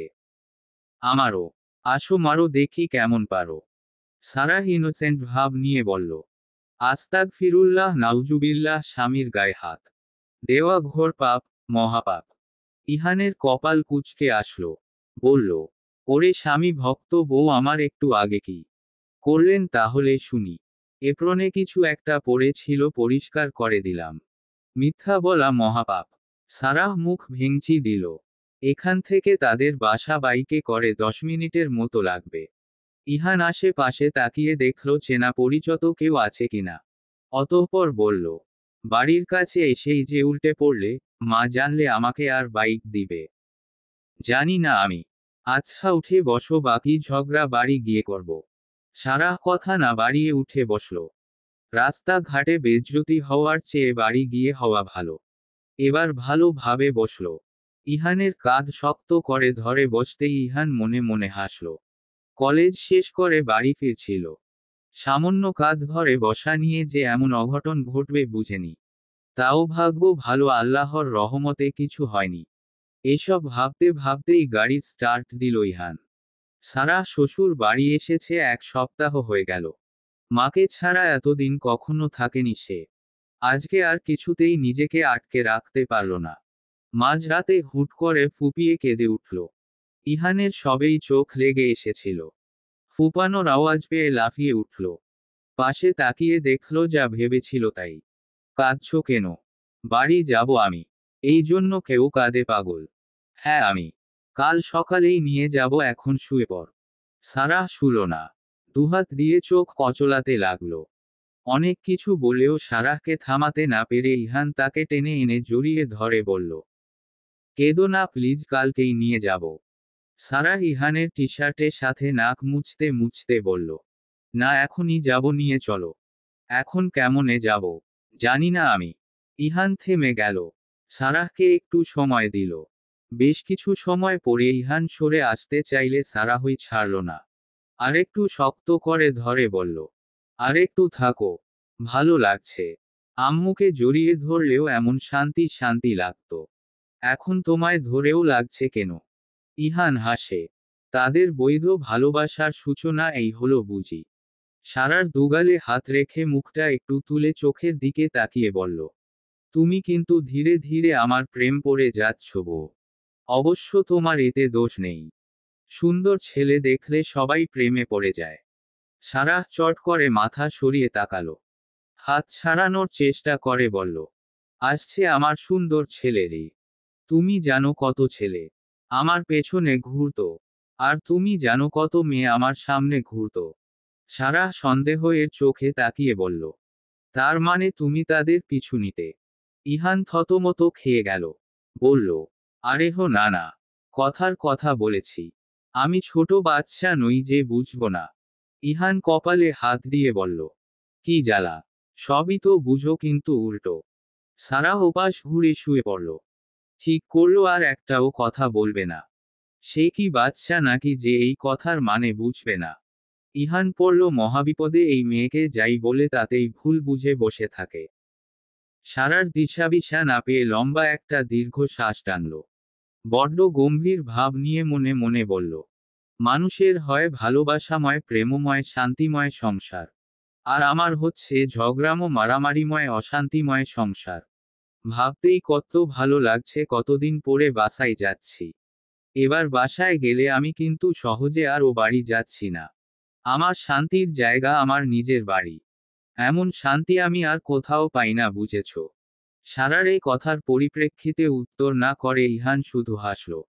মনে মনে বলল, একদিন আমার বাড়িও তোমার শান্তির জায়গা হয়ে যাবে। আমি সেদিনের অপেক্ষায় রইলাম। এই যে আমার মনটাকে একটু একটু করে মায়ে জড়িয়ে নিচ্ছ, সাথে কি তুমি নিজেও জড়াচ্ছ? ইহানকে এমন একদিনে তাকিয়ে থাকতে দেখে সারাহ চোখের সামনে ২-৩ বার তুড়ি বাজিয়ে বলল, কোথায় আছো? ইহান চোখ নামালো না, সেভাবেই চেয়ে বলল, তোমাতে। সারাহ বোধহয় লজ্জা পেল, চোখটা নামিয়ে বাহিরে তাকালো। ইহান যেন এতে বেশ মজা পেল। তাকে আরেকটু লজ্জা দিতে বলল, আজকে তোমাকে বেশ সুন্দর লাগছে। অন্য দিন লাগে না। লাগে, তবে এতটা নয়। এমন মনে হওয়ার কারণ? অন্য দিনের তোমাতে এত প্রাণবন্ত হাসি থাকে না, তাই। ইহানের কথার মানে বুঝতে সারার বেশি সময় লাগলো না। আসলেই বাড়ি যাওয়ার আনন্দটা তার চোখে মুখে প্রকাশ পাচ্ছে, তা বের হওয়ার আগে শাশুড়ি মাই জানিয়ে দিয়েছে। তাদের বগিতেই বসা এক বয়স্ক মহিলা অনেকটা সময় ধরেই তাদের দিকে বারবার তাকাচ্ছিল। জিনিসটা প্রথমে সারাহই খেয়াল করল। ইহানকে ফিসফিস করে বলল, উনি আমাদের দিকে অমন করে চেয়ে আছেন কেন? ইহান উঠার সময় সেখানে একটা মেয়েকে বসতে দেখেছিল। তাই এখন আর সেদিকে না তাকিয়েই বলল, আরে সমস্যা নেই, সুন্দর ছেলে দেখলে মানুষ একটু আকটু তাকাবেই। সারার মন চাইল ইহানকে ট্রেন থেকে ধাক্কা মেরে ফেলে দিতে। সব সময় ইয়ার্কি মারবে। কিন্তু তা করতে না পারলেও একটা চিমটি কাটল। ইহান একটু চেঁচিয়ে উঠল। কিছু বলার আগেই সেই বয়স্ক মহিলা সন্দেহের চোখে তাকিয়ে বলল, এই ছেলে, তোমরা কি বাড়ি থেকে পালাচ্ছ? ইহান আর সারাহ একে অপরের মুখ চাওয়াচাওয়ি করে সেদিকে তাকালো। দুজনেই যে টাসকি খেয়ে গেছে বোঝার বাকি নেই। তাহলে এই মনে করে উনি এভাবে তাকাচ্ছিলেন। সারাহ মনে মনে ভাবল। আর মুখে বলল, না দাদি, আমরা স্বামী স্ত্রী শ্বশুর বাড়ি থেকে বাপের বাড়ি যাচ্ছি। এবার বয়স্ক মহিলাটা হাসলেন। সেখান থেকেই হাত উঠিয়ে দোয়া করতে করতে বললেন, বেশ বেশ। সুখী হও দাদু ভাই। আমি ভেবেছিলাম অন্য কিছু। আচ্ছা, তোমরা গল্প করো। আমরা একটু পরেই নেমে যাব। ভালো থেকো। আচ্ছা, আপনিই ভালো থাকবেন। আবার ভালো হয়ে বসল দুজনে। সারার দেওয়া চিমটির কথা ভুলেনি। ইহান শোধ তুলতে সিটে হেলনা দিয়ে চোখ বন্ধ করে সে নিজেও চিমটি কাটল। কিন্তু সারার কোনো সারা শব্দ পেল না। চট করে চোখ খুলে তাকাতেই দেখল সে বাহিরে তাকিয়ে আছে। ডান পাশে তাকাতেই দেখল এক ভদ্রলোক তার দিকে অদ্ভুতভাবে তাকিয়ে আছে। কিছু বলবেন আঙ্কেল? হ্যাঁ। তুমি রং নাম্বারে ডায়েল করেছ। ইহান বড় বড় করে তাকাতেই ভদ্রলোক মুচকি হেসে বললেন, তোমার বউ বাম পাশে বসেছে, তুমি ডান পাশে। চিমটি দিচ্ছ? ব্যাস। ইজ্জতের ফালুদা হতে এটাই বুঝি বাকি ছিল। মাথা চুলকিয়ে বামে তাকালো। সারার মুখেও মিটিমিটি হাসি দেখে প্রচণ্ড রাগ হলো। তাই গম্ভীর কণ্ঠে ধীরে ধীরে বলল, সময় আমারও আসবে বউ। তখন শোধ তুলব, মনে রেখো। আগে সে সময় আসুক, তারপর দেখা যাবে। তুমি ভীষণ ফাজিল মাইয়া। আমার বাবা বলে, যে যেমন তার তেমনই মিলে। অর্থাৎ রাজার রানী মিলে, ভূতের ভূতনি মিলে। ইহান সে কথা ডিনাই করে আফসোস নিয়ে বলল, মাঝে মাঝে ভালো ছেলের কপালে ডাকাত বউও জুটে। শোনো, উল্টো মিথ্যা কথা বলবে না। কালকেই না বললে মিথ্যা বলা পাপ। কিন্তু বউয়ের সাথে মজা করে মিথ্যা বলাও জায়েজ আছে, বুঝেছ? এতই যখন হাদিস জানো। বউয়ের সাথে উত্তম ব্যবহার করাও সুন্নাহ, এটা জানো না? জানি। ভালো, এখন চুপ থাকো। মায়া বেগম আজ ভীষণ খুশি হবে নাইবা কেন? একমাত্র মেয়ে এতদিন পরে বাড়ি আসছে বলে কথা। এদিক ওদিক ছুটাছুটি করছেন আর ঘর পরিষ্কার করছেন। এই প্রথম মেয়ে জামাই থাকতে আসছে। যদিও কাজ প্রায় শেষের দিকেই দুপুর গড়িয়ে এলো। এখন গিয়ে মাছ মাংস ফ্রিজ থেকে বের করে ভিজিয়ে রাখলেন। শারিফ তো এতক্ষণে এলাকাবাসীকেও জানিয়ে এসেছে আজ তার আপু আসবে। সুলতান মাহমুদ ড্রয়িং রুমে সোফায় বসে স্ত্রী সন্তান কাণ্ড কারখানা দেখে মিটমিট করে হাসছে। তিনি নিজেও ভীষণ খুশি, কিন্তু সবার মতো তা প্রকাশ করলেন না। হুট করে কলিং বেল বেজে উঠতেই উঠে দাঁড়ালেন। কিন্তু তার আগেই শারিফ দৌড়ে গেল। পিছু পিছু মায়া বেগমও দৌড়ে আসলেন। পরপর 3-4 বার কলিং বেল বাজাতে ইহান সারার হাত টেনে দৌড় ধরল। বিরক্ত নিয়ে বলল, ভিতরে যারা আছে তারা হেঁটে হেঁটে আসবে, উড়ে উড়ে নয়। একটু ধৈর্য ধরো। সারাহ মুখ ভেঙচি দিল। তখন সারিফ এসে দরজা খুলে সারাহকে গিয়ে জড়িয়ে ধরল। ইহান সালাম দিয়ে মিষ্টি আর ফলের প্যাকেটগুলো ধরিয়ে দিল। মায়া বেগম এক গাল হেসে সারাহ আর সারিফকে দরজার বাহিরে রেখেই ইহানকে নিয়ে ভেতরে চলে গেলেন। সারাহ সেদিকে শুরু দৃষ্টি নিক্ষেপ করে বলল, এটা কি হলো রে ছোট? আরে হো আপু, বুঝছো না এটা জামাই আদর বলে? আগে আগে দেখো কি কি হয়। সে কিছু বলার আগেই সুলতান মাহমুদ তাকে ডাকলেন। সারাহ মা। আসসালামু আলাইকুম বাবা, ভালো আছো? আলহামদুলিল্লাহ, তুমি ভালো আছো তো? আলহামদুলিল্লাহ। ভেতরে আসবে না? বলেই মেয়ের হাত ধরে ভেতরে নিয়ে আসলেন। মাথায় হাত বুলিয়ে দিয়ে আরো কয়েকবার জিজ্ঞেস করলেন ভালো আছে কিনা। সারাহ প্রতিবারই একই উত্তর দিল। ইহান সোফায় বসে সারার দাদির সাথে গল্প জুড়ে দিয়েছে। সারাহ গিয়ে তাদের পাশে বসতেই আঞ্জুমান বেগম বললেন, সারার রে, তুই তো জিতছিস। এ তো জামাই না হীরার টুকরো একটা। ইহান মুচকি মুচকি হাসছে। সারাহ অবাক না হয়ে পারল না। 10 মিনিটে তার দাদির মতো খুঁতে খুঁতে মানুষকে পটিয়ে নিল ভাবা যায়। আর যে কি কি দেখার বাকি আছে খোদা জানেন। মনে মনে এসব ভেবে উঠে দাঁড়ালো। তাকে উঠতে দেখে সুলতান মাহমুদ বললেন, সারাহ মা, আহনাফ বাবাকে নিয়ে গিয়ে ফ্রেশ হয়ে এসো। আচ্ছা। সারাহ বোরখা হিজাব না খুলেই বিছানায় শুয়ে পড়ল। ইহান জোর করে টেনে তুলতে গিয়ে হিজাব ধরে কয়েকবার টান দিল।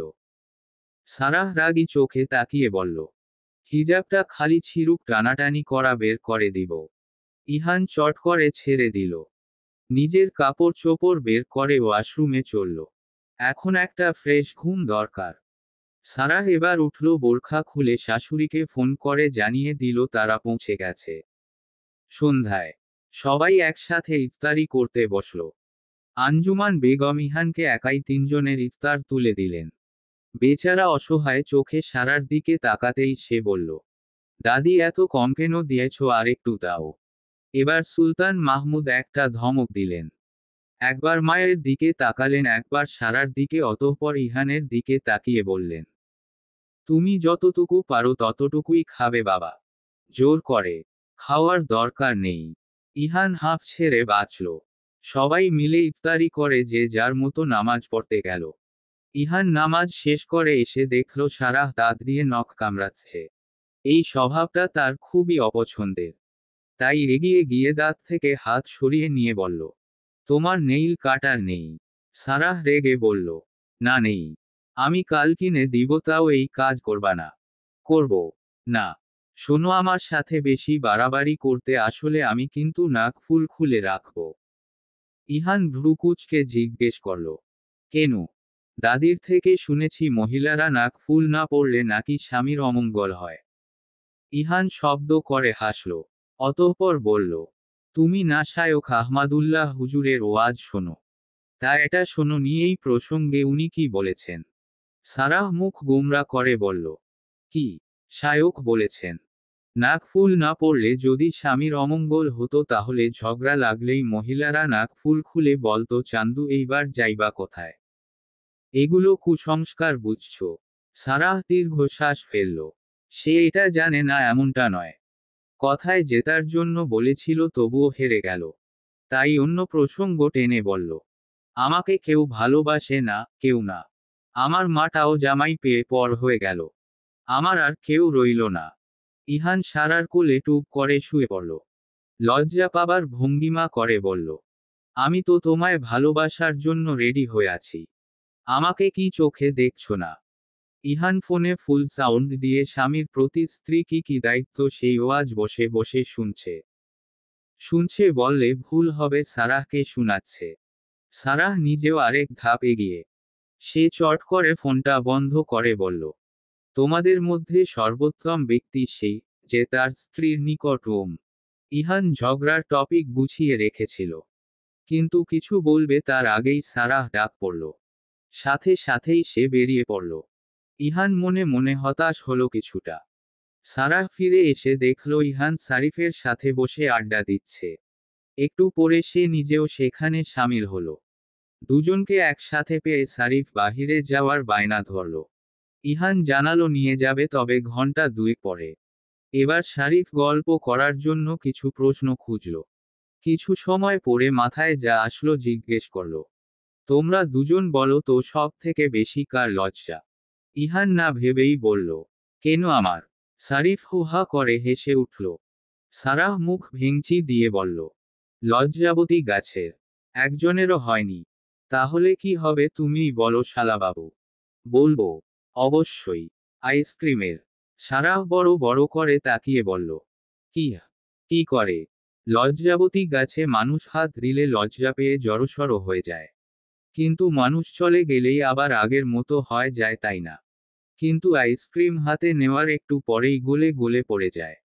আর কিন্তু তারা শক্ত হয় না। তাহলে কি প্রমাণ হলো আইসক্রিমের লজ্জা বেশি? সারাহ রীতিমতো শক খেয়ে বসে রইল। এই বাদরটা তাদের কি দিয়ে কি বুঝাচ্ছে? ইহান না হেসে পারল না। হাসতে হাসতে সারিফের পিঠ চাপড়ে বলল, আরেহ তুমি তো দেখি তোমার বোনের থেকেও বড় যুক্তিবিদ। সারিফ ভাব নিয়ে বলল, দেখেছো আমার মাথায় কত বুদ্ধি। সারাহ ইহান দুজনেই এবার একসাথে হেসে ফেলল। তাদের হাসি দেখে সারিফ নিজেও হাসল। আফা এইডা নেন, একবারে কেনা দামে দিচ্ছি আপনারে। না না থাক, আপনাদের লস করে বিক্রি করতে হবে না। আমরা বরং অন্য জায়গা থেকে নিয়ে নিব। বলেই উঠে দাঁড়ালো সারার। দোকানদার তবদা খেয়ে তাকিয়ে রইল। সাধারণত এমন যুক্তি দেখিয়ে কেউ দোকান থেকে বেরিয়ে যায় না। সারাহদের চলে যেতে দেখে আবার পেছনে থেকে ডাক দিলেন, আফা এমন জামা আর কোথাও পাইবেন না। একখানি আছে, লইয়া যান। সারাহ তবুও পেছনে ফিরে চাইল না। সব দোকানদারের এই একই কথা। এ পর্যন্ত 5টা দোকানে গিয়েছে, 5টাতেই সেম ড্রেস বের করে দিয়েছে। কিন্তু সে না নিয়ে এমন ঘুরপাক খাচ্ছে। সারিফ আর ইহান এবার অধৈর্য হয়ে বলল, আর কতক্ষণ লাগবে? সারাহ হাঁটতে হাঁটতে পেছনে ফিরে চাইল। চোখ রাঙিয়ে বলল, এত তাড়াতাড়ি কোনো দিন শপিং হয়? অনেকগুলো দোকান ঘুরবো তারপর কিনবো। সারিফ ধূপ করে নিচে বসে পড়ল। মুখ ফুলিয়ে বলল, আমি আর হাঁটতে পারছি না। ভাইয়া আর আমি বাসায় যাই, তুমি ধীরে ধীরে শপিং করে এসো। সারাহ বুদ্ধি খাটিয়ে বলল, আয় তোকে ব্যাট বল কিনে দিব। সারিফ নাচতে নাচতে উঠে দাঁড়ালো। পুরো শপিং ঘুরে ঘুরে তবেই ড্রেস নিল সারাহ। শুধু তার একার জন্য নয়, সবার জন্যই নিয়েছে। বিল দেওয়ার সময় সারাহ টাকা বের করতেই ইহান হাত ধরে বলল, আমি বিল দিচ্ছি। না থাক, বাবা দিয়েছে টাকা। বাবা কেন দিবেন? আমার বউ আমি কিনে দিব। সারাহ আর কিছু বলল না, শুধু হাসল। ইহান নিজেও হাসল। তার বাবা আসার আগে তাকে টাকা দিয়ে বলেছিল সবার জন্য কেনাকাটা করতে। কেনাকাটা শেষ করে সবাই বাসায় উদ্দেশ্য রওনা দিল। ইহানদের কাল বাড়ি যাওয়ার কথা থাকলেও কলেজ থেকে জরুরি তলব পাওয়ায় আজকেই রওনা দিতে হলো। এবার যাওয়ার সময় সারিফ প্রচণ্ড কান্নাকাটি করল। তাকে বুঝিয়ে সুচিয়ে কোনো মতো বের হলো দুজনে। কি বউ মন খারাপ? রাতে জানালা খুলে উদাস মনে বসেছিল সারাহ। ইহানের ডাক শুনেও শুনল না যেন। ধীরে ধীরে পা ফেলে ইহান সারাহ পায়ের কাছে বসল। সারাহ প্রথমে কিছুটা চমকে গেলেও মুখে কিছু বলল না। ইহান নিজে থেকেই কথা বলল, দুনিয়ার সব মন খারাপ কি শুধু তোমারই হয়? সারাহ দীর্ঘশ্বাস ফেলল। কথা বলতে না চেয়েও বলল, বাড়ি ছাড়া থাকতে ভীষণ কষ্ট হয় আমার। এটা স্বাভাবিক, কিন্তু মন খারাপ করে সারাক্ষণ বসে থাকা অস্বাভাবিক।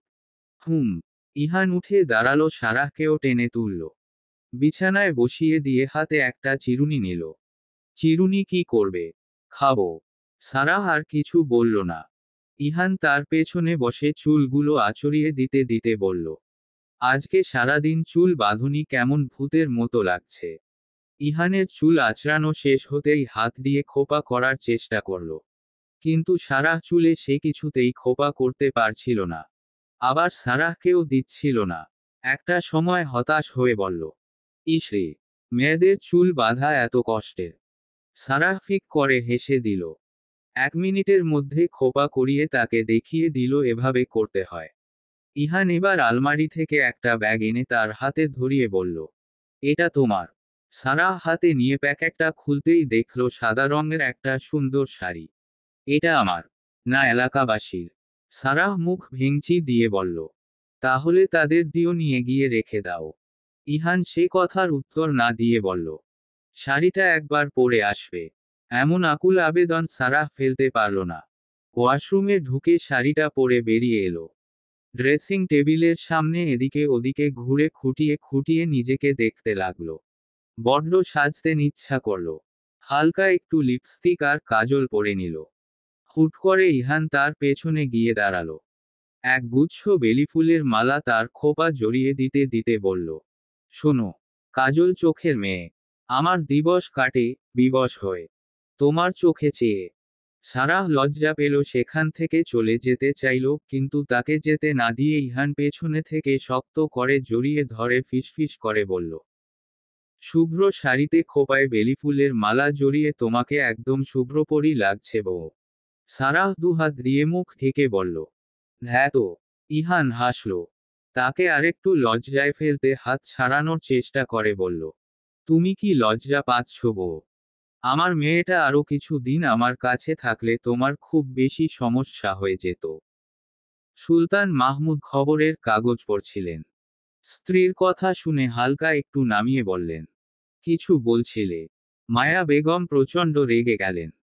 খবরের কাগজটা কেড়ে নিয়ে বললেন, আমার ছোট মেয়েটাকে এত তাড়াতাড়ি বিয়ে না দিলেও পারতে।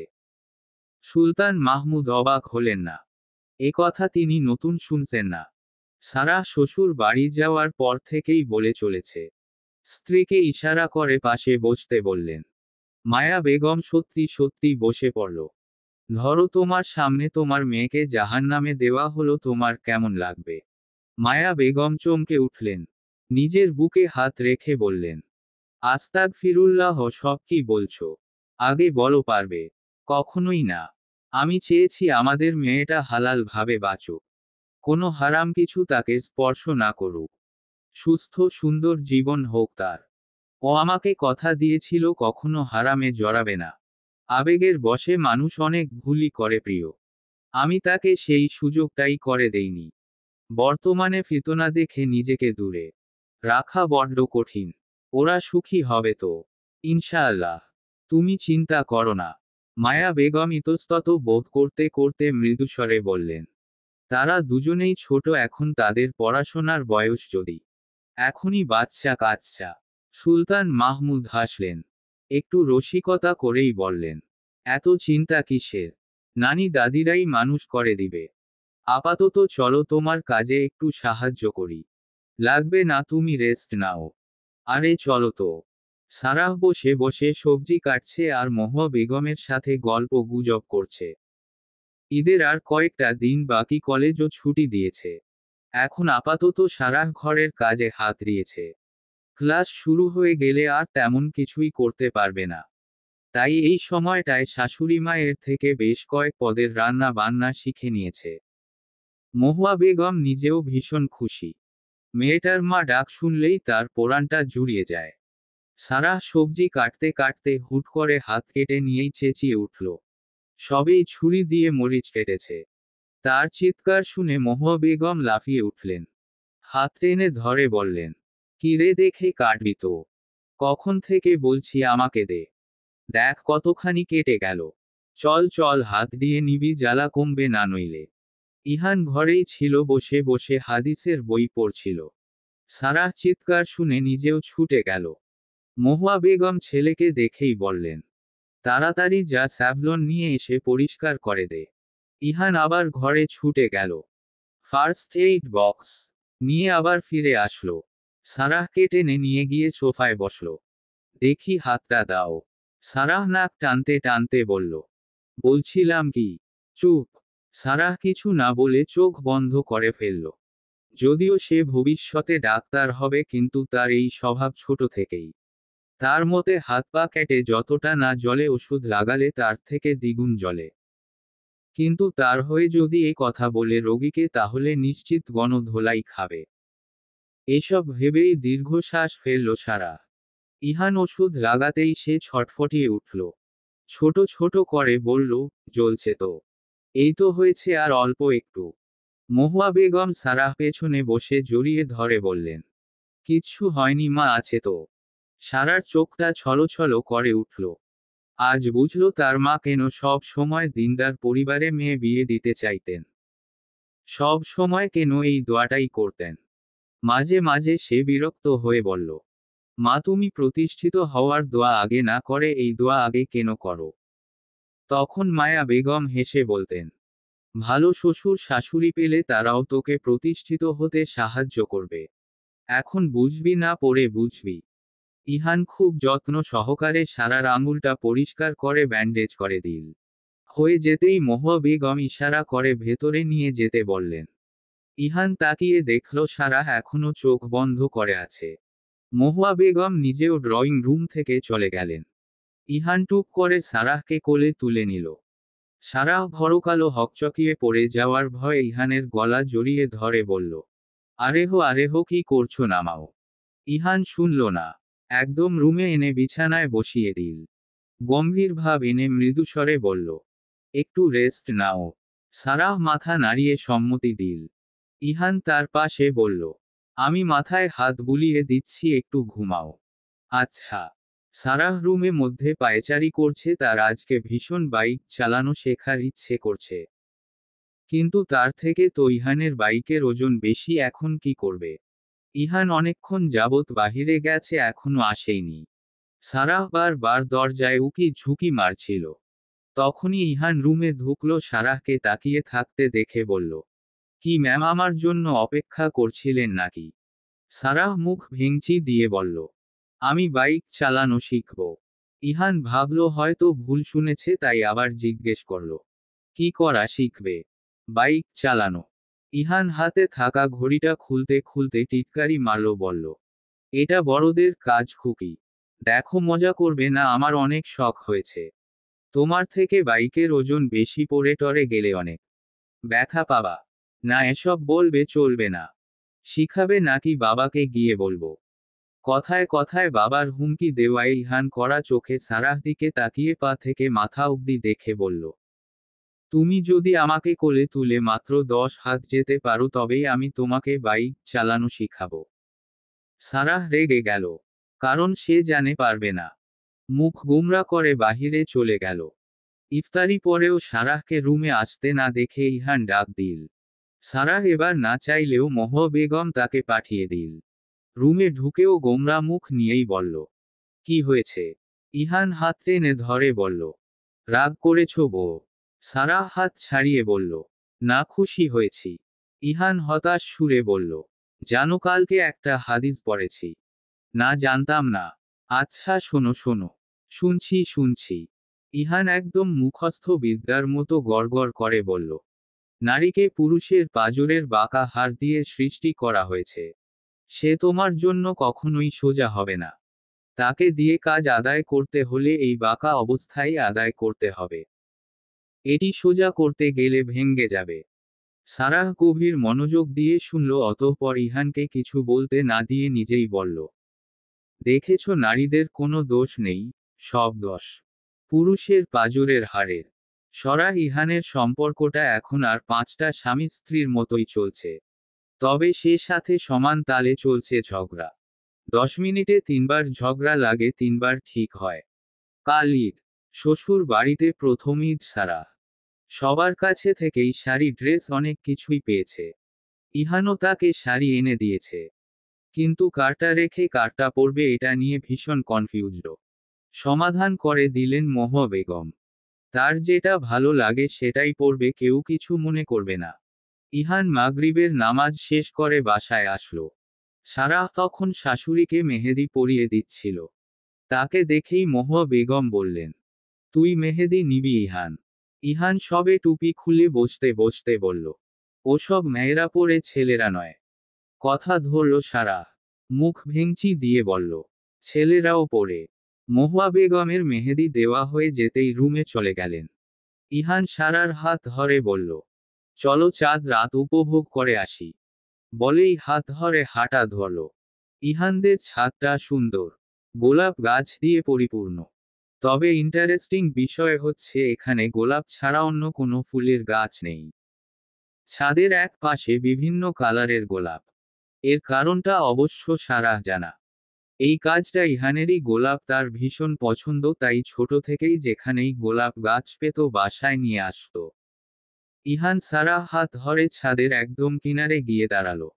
হাত দিয়ে চাঁদের দিকে দেখিয়ে বলল, বলো তো বউচাঁদ বেশি সুন্দর না আমি বেশি সুন্দর?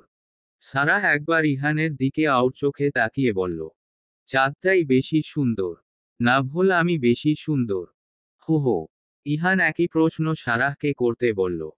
সারাহ জানে সেও নিশ্চয়ই সেম উত্তর দিবে, তাই করতে চাইল না। কিন্তু ইহান নাছোড়বান্দা, শেষ পর্যন্ত সেও বলল, আমি বেশি সুন্দর নাকি চাঁদ? সারাহকে অবাক করে দিয়ে ইহান বলল, তুমি। সারাহ মুখ ভেঙচি দিয়ে বলল, ঢং করো না। ইহান সারাহ গাল টেনে বলল, একদম না, মানুষ হচ্ছে সৃষ্টিকর্তার সব থেকে সুন্দর সৃষ্টি।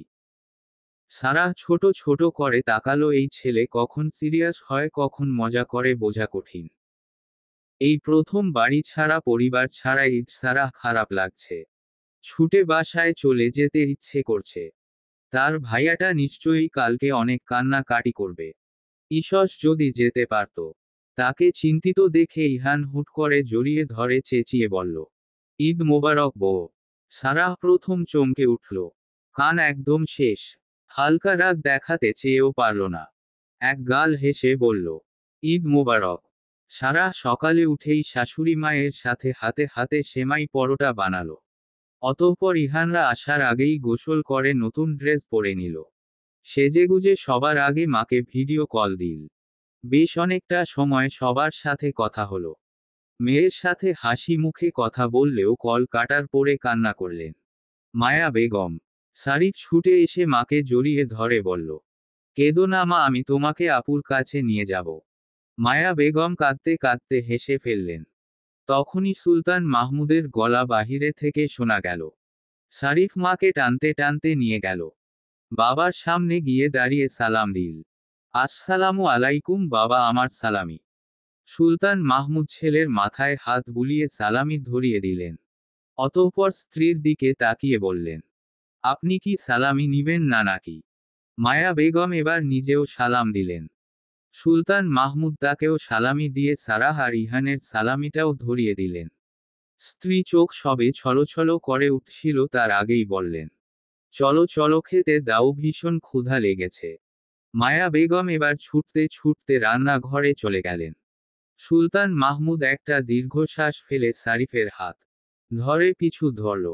শ্বশুর শাশুড়ির থেকে সালামি পেয়ে সারাহ ভীষণ খুশি। গুনতে গুনতে রুমে আসলো। তখনই ইহান হুট করে রুমে ঢুকে সারার হাত থেকে কিছু টাকা নিয়ে নিল। সারাহ রেগে গিয়ে বলল, এটা কি হলো? এখনো তো কিছুই হয়নি, তুমি বললে হতে পারে। সারাহ রেগে ইহানের থেকে টাকাগুলো নিয়ে নেওয়ার চেষ্টা করল কিন্তু পারল না। মনে মনে কিছু একটা ভেবে চিৎকার দিতে যাবে এমন সময় ইহান ছুটে এসে ওর হাতে টাকা ধরিয়ে দিয়ে বলল, আরে আমি তো মজা করছিলাম। সারাহ মুখ ভেঙচি দিল। ইহান এবার বলল, তাহলে আমাকে এখন সালামি দাও। তোমাকে সালামি দিব মানে? তুমি আমাকে সালামি দিবে? সালামি তো দিলে না। আচ্ছা দিচ্ছি। বলে ইহানকে ঠেলতে ঠেলতে দরজার বাহিরে দিয়ে বলল, তুমি এবার ধীরে ধীরে ভেতরে আসবে, বুঝেছ? ইহান মাথা নাড়াল। সারাহ ভেতরে ঢুকে সুন্দর মতো ঘোমটা টেনে দাঁড়ালো।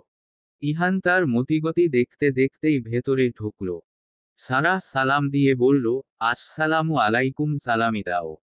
ইহান মনে মনে বলল, মাইয়া মানুষ যে কর রকমের ঢং জানে আল্লাহ জানেন।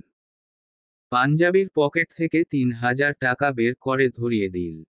সারাহ হাতে নিয়ে ১,০০০ নিজের কাছে, বাকি ২,০০০ তার হাতে ধরিয়ে দিয়ে বলল, আমাকে তো সালাম দিলে না। তাও আমি তোমাকে সালামি দিলাম নাও। ইহান নাকচ করল না। হাতে নিয়ে সারাহ নাক টেনে বলল, ভালোবাসা বউ, তোমাকে ভীষণ ভালোবাসা। এই খুশিতে বিকালে তোমাকে শ্বশুর বাড়ি নিয়ে যাব। সারাহ এবার খুশিতে লাফিয়ে উঠতে গিয়ে নিজের মাথাটা ইহানের থুতনির সাথে লাগিয়ে দিল। বেচারার দাঁতে সাথে লেগে ঠোঁট গেল কেটে। ইহান মুখ ধরে রইল। সারাহ গাল ফুলিয়ে অসহায় চোখে তাকিয়ে বলল, বিশ্বাস করো আমি বুঝতে পারিনি। এখনই বরফ আনছি, দাঁড়াও। ইহান দাঁতে দাঁত চেপে বলল, না না, এতে তোমার কোনো দোষ নেই। এটা পুরো মাইয়া জাতির স্বভাব, বাবার বাড়ি যাওয়ার কথা শুনলে মাথা ঠিক থাকে না।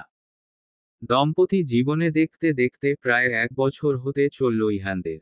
এখন তাদের পুরো দমে ক্লাস চলছে। সারাদিন মেডিকেলে ক্লাস করে আবার সেগুলো প্র্যাকটিস করা, সব মিলিয়ে প্রচুর ব্যস্ত সময় কাটছে। দুজনেই বেশ অনেকটা শুকিয়ে গেছে। ঝগড়া করার মতো এখন এনার্জি পায় না বললেই চলে। মহুয়া বেগম এখন আর সারাহকে কোনো কাজ করতে দেয় না। নিজের হাতেই সবটা সামলানোর চেষ্টা করে। ইদানিং পড়াশোনা চাপ এতটাই বেড়েছে, বাসাতেও আর সেভাবে যাওয়ার সময় পায় না। বাড়ির জন্য মন কেমন করলেও আগের মতো অতটা খারাপ আর লাগে না। বলতে গেলে এখন অভ্যাসই হয়ে গেছে। এই তো কিছুদিন আগে সুলতান মাহমুদ পুরো পরিবার নিয়ে এসে তাদের দেখে গেছে। এত ব্যস্ততার মাঝেও বাবা মার নিয়ম করে খবর নিতে একদম ভুলে না সারা। এই তো সকালেও ফোন দিয়ে ছোট ভাইটার সাথে অনেকক্ষণ কথা বলল। তার আদরের ভাইয়া যখনই বলে, আপু তুমি এ বাড়িতে আসবে না, তখনই সারাহ ছুটে যেতে মন চায়। কিন্তু চাইলেই কি আর সব হয়? ভাই বোনের কথা শেষ হলে ইহান হাসতে হাসতে বলে, ইসস রে বউ, আমার যদি একটা বোন থাকতো না, তাহলে আমার শালাবাবুটাকে আমার বোনের সাথে বিয়ে দিয়ে ঘরজামাই করে রেখে দিতাম। এ কথার উত্তরে সারাহ কিছু বলে না, শুধু হাসে। তার মন ভালো করতেই তো বলে, সে কথা কি সে বুঝে না? সারাহ ল্যাব থেকে বের হয়ে অনেকক্ষণ যাবৎ ইহানকে খুঁজছিল, এদিক ওদিক কোনো দিকেই হদিসই মিলছে না। গায়ে জড়ানো এপ্রনটা খুলে হাতে নিল। গরমে সব কিছুই অসহ্য লাগছে। রোদের প্রখরতা দিন দিন বেড়েই চলেছে। সিদ্ধ হওয়া আলুর মতো অবস্থা হয়ে যাচ্ছে দিন দিন। রোদে পুড়ে চেহারার উজ্জ্বলতা তো যাচ্ছেই, সাথে কবে বা যা 9টাই না চলে যায়। এসব ভেবে মনে মনে হায় হতাশ করতে লাগলো। সারাহ আশেপাশে না পেয়ে খুঁজতে খুঁজতে অন্য একটা ক্লাসরুমের দিকে গেল। ভেতরে ঢুকতেই দেখল ইহান হৃদিতাকে কিছু একটা বোঝাচ্ছে। সামনে প্র্যাকটিক্যাল খাতা দেখে সারাহ অবাক না হয়ে পারল না। ইহান সচরাচর মেয়েদের সাথে কথা পর্যন্ত বলে না, আর আজকে হৃদিতার মতো গায়ে পড়া মেয়েকে পাশাপাশি বসিয়ে পড়া বুঝিয়ে দিচ্ছে। বিষয়টা সহজে মানতে পারল না সে। বড় বড় ধাপ ফেলে এগিয়ে গিয়ে তাকে সবার সামনে টানতে টানতে বাহিরে নিয়ে গেল। সবাই হা করে তাকিয়ে রইল। কেউ কিছু বলার সুযোগটুকু পেল না। হৃদিতা নিজেও বুঝল না কি হলো। ইহান কোনো বাক্য ছাড়াই তার সাথে সাথে হেঁটে চলেছে। মূলত সে নিজেও এতক্ষণ বিরক্ত নিয়ে বসেছিল। একটু নিরিবিলি স্থান দেখে দাঁড়িয়ে পড়ল। সারাহ থমথমে গলায় বলল, তুমি ওই মেয়েটার সাথে কি করছিলে? ইহান বড় বড় করে তাকালো। চোখ মুখ কুঁচকে বলল, কি করছিলাম মানে? ওকে কিছু টপিকস বুঝিয়ে দিচ্ছিলাম। তুমি ওর স্যার? না। ও তোমার স্টুডেন্ট? না। তাহলে ওকে দেখিয়ে দেওয়ার তোমার কি দরকার? ইহান পড়ল মহা ঝামেলায়। নিচে ঘাসের ওপর বসে পড়ল। নিজে বসে সারাহকেও টেনে বসালো। সারাহ এখনো রেগে তাকিয়ে আছে। ইহান রাগটা আর বাড়াতে চাইল না। বলল, শোনো শোনো, আমার কোনো দোষ নেই। স্যার আমাকে ফাঁসিয়ে দিয়ে চলে গেছে। স্যারের হাতে সময় না থাকায় আমাকে ডেকে বলল ওরে একটু বুঝিয়ে দিতে। এখন স্যারের মুখের ওপর কি করে না বলি বলো তো? তোমার না বাহিরে আমার জন্য দাঁড়ানোর কথা ছিল? আরে স্যার তোমাকে ল্যাবে পাঠানোর কিছু সময় পরেই ক্লাস শেষ হয়ে যায়, আমিও তোমার কাছেই যাচ্ছিলাম, হুট করে অর্ধেক রাস্তা থেকে ডেকে এনে বলল তার সময় নেই, একটু যেন ওর সমস্যাটা দেখে দেই। ইহান ভাবল সারাহ বোধহয় এখন শান্ত হবে। কিন্তু না, সে পাল্টা প্রশ্ন করল, স্যার তোমাকেই কেন বুঝিয়ে দিতে বলল, আর কেউ ছিল না? এটা তো স্যার ভালো বলতে পারবে, আমি কেমনে জানব? তুমি ওর দিকে কয়বার তাকিয়েছ? একবার সত্যি আর তাকাইনি। কত সময় ছিলে ওখানে? 15 মিনিট। সারাহ হাতে থাকা ব্যাগ দিয়ে ইহান হাতে মেরে বলল, তুমি মজা করছো না? 15 মিনিটে শুধু একবার তাকিয়েছ? আরে ভাই সত্যি বিশ্বাস করো। সারাক্ষণ মনে মনে আস্তাগফিরুল্লাহ পড়ছিলাম আর ভেগে যাওয়ার ফন্দি খুঁজছিলাম। সত্যি বউ, বিশ্বাস করো, বাসায় যাব। ইহান সাথে সাথে উঠে দাঁড়ালো, কিন্তু সারাহ এখনো বসেই আছে। হাত এগিয়ে দিয়ে বলল, কি হলো, বাসায় যাবে না? সারাহ একাই উঠল। জবাব না দিয়ে থমথমে মুখ নিয়ে সামনে আগালো। বাইকে উঠে বসতেই ইহান স্টার্ট দিল। মেয়েদের জেলাসি সম্পর্কে সে জানতো, তবে আজকে প্রথম অভিজ্ঞতা পেল। সে চাইলে সারাহকে আরেকটু রাগিয়ে দিতে পারত, কিন্তু সম্পর্কে দ্বিতীয় ব্যক্তির কথা বলাও টেনে শয়তান ঘাড়ে নেওয়ার মতন। সে আর যাই হোক এই ভুল করবে না। ইহান একটা ফুলের দোকানের সামনে গিয়ে বাইক থামালো। ঠিক করলো ফুল কিনে দিবে। সারাহকে নামাতে বলতেই সে বলল, ফুল লাগবে না। কি লাগবে? কিছু না। ইহান কিছু শুনল না। একগুচ্ছ লাল গোলাপ এনে রাস্তার মধ্যেই হাঁটু গেড়ে বসে মুচকি হেসে বলল, কারণে অকারণে শুধু তোমাকেই ভালোবাসি বউ। তোমার সাথে ঝগড়া করতে ভালোবাসি। তোমাকে ভালোবাসতে ভালোবাসি। তুমি ভুল বুঝো না আমায়। আমি শুধু তোমার আর তুমি শুধু আমার। আমাদের মধ্যে কেউ কখনো আসতে পারবে না। সারাহ মৃদুস্বরে বলল, যদি কোনো শয়তান আসার চেষ্টা করে, তাহলে আয়াতুল কুরসি পড়ে নিব, দৌড়ে পালাবে। সারাহ হেসে ফেলল, ফুলগুলো হাতে নিয়ে বলল, রাগ আমার আগেই কমে গিয়েছে, একটু অভিনয় করছিলাম আর কি, এখন চলো। ইহান উঠে হাঁটু ছেড়ে বলল, সে আমি আগেই বুঝেছি, তবুও তোমার অভিনয় একটা সঙ্গ দিলাম আর কি। একে অপরের দিকে তাকিয়ে এবার দুজনেই হেসে ফেলল। বেশ কিছু দিন যাবত ইসমাইল হোসেনের শরীরটা ভালো যাচ্ছে না। ঠিকমতো অফিস করতে না পারায় কিছুদিনের জন্য ছুটি নিয়েছেন। মহুয়া বেগম স্বামীর যত্নের কোনো ত্রুটি রাখছেন না। ইহান নিজে গিয়ে ডাক্তার দেখিয়েছে, কিছু পরীক্ষা নিরীক্ষা দিয়েছে, কিন্তু রিপোর্ট এখনো হাতে আসেনি। ডাক্তার রিপোর্ট না দেখে কিছু বলতে পারবেন না জানিয়ে দিয়েছেন। আজকে ছুটির দিন, ইহান সারাহ বাসাতেই আছে। সারাহ সকালে উঠেই শ্বশুরের পছন্দের খাবার দাবার রান্না করছিল। মহুয়া বেগম যদিও কয়েকবার মানা করেছেন, কিন্তু সেই কথা কানে তুলেনি সে। মানুষটা তাকে কত ভালোবাসে, অথচ তার অসুস্থতার সময়ে কিছুই করতে পারছে না। মনে মনে এসব ভেবে ভীষণ আপসেট সারাহ। ইহান রান্নাঘরে এসেছিল বাবার জন্য পানি নিতে। সারাহকে কাজ করতে দেখে বলল, তোমার কিছু লাগবে? না লাগবে না, তুমি বাবার কাছে যাও, আমার কাজ প্রায় শেষের দিকে। ইহান গেল না, সেখান থমেরে কিছু সময় দাঁড়িয়ে রইল। তাকে চিন্তিত দেখে সারাহ জিজ্ঞেস করল, কি ভাবছো এভাবে? বাবা সুস্থ হয়ে যাবে তো? ইনশাআল্লাহ। টেনশন করো না, সব ঠিক হয়ে যাবে। কালকে রিপোর্ট আসবে। ভয় কেন পাচ্ছ? তুমি পাচ্ছ না? তুমি নিজেও তো একজন। সারাহ তাকে হাত দিয়ে থামিয়ে দিল। বলল, অসুখ বিসুখ যেমন আছে, তার চিকিৎসাও তো আছে নাকি? এত ভেবো না তো। সৃষ্টিকর্তার ওপর বিশ্বাস রাখো। ইহানের চোখ ছলছল করছে দেখে সারাহ চুলার আঁচটা একটু কমিয়ে আশেপাশেটা একবার দেখে নিল। অতঃপর ইহানকে শক্ত করে জড়িয়ে ধরে বলল, ভয় পেও না, আমি সব সময় তোমার পাশে আছি। তুমি যদি এমন করো তাহলে সাধারণ মানুষের কি হবে? বাবার কিচ্ছু হবে না দেখো। আমাদের বাবা সুস্থ হয়ে যাবেন। আমার জামাইটাকে গোমরা মুখে একদম মানাচ্ছে না, একটু হাসো না প্লিজজ। রাতে ঘুমানো বাদ দিয়ে ইহান একবার এপাশ তো আরেকবার ওপাশ করতে লাগলো। সারাহ ইহানের মনের অবস্থা বুঝল। উঠে বসে পেছনে থেকে ইহানের মাথায় হাত রাখল। ইহান সাথে সাথেই মাথা নিয়ে গিয়ে সারার কোলের ওপরে রাখল। চোখ খুলল না, বন্ধ করেই রইল। সারাহ কোনো প্রকার বাক্য বিনিময় ছাড়াই মাথায় হাত বুলিয়ে দিতে লাগল। কারো মুখে কথা নেই, কয়েক মিনিট এভাবেই কেটে গেল। একটা সময় পরে ইহান নিজেই কথা বলল, হাত ব্যথা হয়ে যাবে, এবার শুয়ে পড়ো। তোমার ঘুম এসেছে? না, আরেকটু হাত বুলিয়ে দেই, তুমি ঘুমাও। বলে ইহানের চুলগুলো টেনে দিতে লাগল। ইহান হুট করে উঠে বসল। কাপা কাপা গলায় বলল, বাবার কিছু হবে না তো সারাহ? সারাহ একটু ধমকের সুরেই বলল, বাচ্চাদের মতো কেন করছো? তবে কি করব আমি?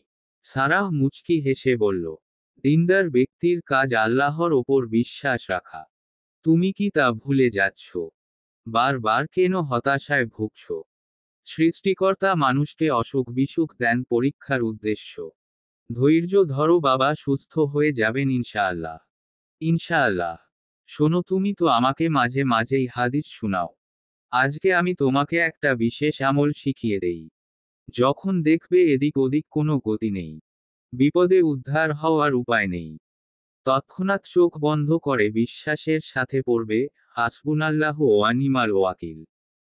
দেখবে আল্লাহর পক্ষ থেকে সাহায্য আসবে। ইহান সারার কথাগুলো বেশ মনোযোগ সহকারে শুনল। তাই তো সে কেন ভেঙে পড়ছে। ভেঙে পড়লে তো চলবে না। লম্বা একটা শ্বাস টেনে ছাড়ল। অতঃপর সারার কথা মতো কাজ করল। সত্যি সত্যি অন্তরের মধ্যে আলাদা একটা প্রশান্তি কাজ করতে শুরু করল। এভাবেই দোয়া দরুদ পড়তে পড়তে ইহান একটা সময় ঘুমিয়ে পড়ল। তাকে ঘুমাতে দেখে সারাহ নিজেও এবার ঘুমানোর প্রস্তুতি নিল। সকালে দুজনেই একসাথে বের হলো হসপিটালের উদ্দেশ্য। সারা রাস্তা সারাহ এটা ওটা বুঝো দিতে দিতে নিয়ে গেল।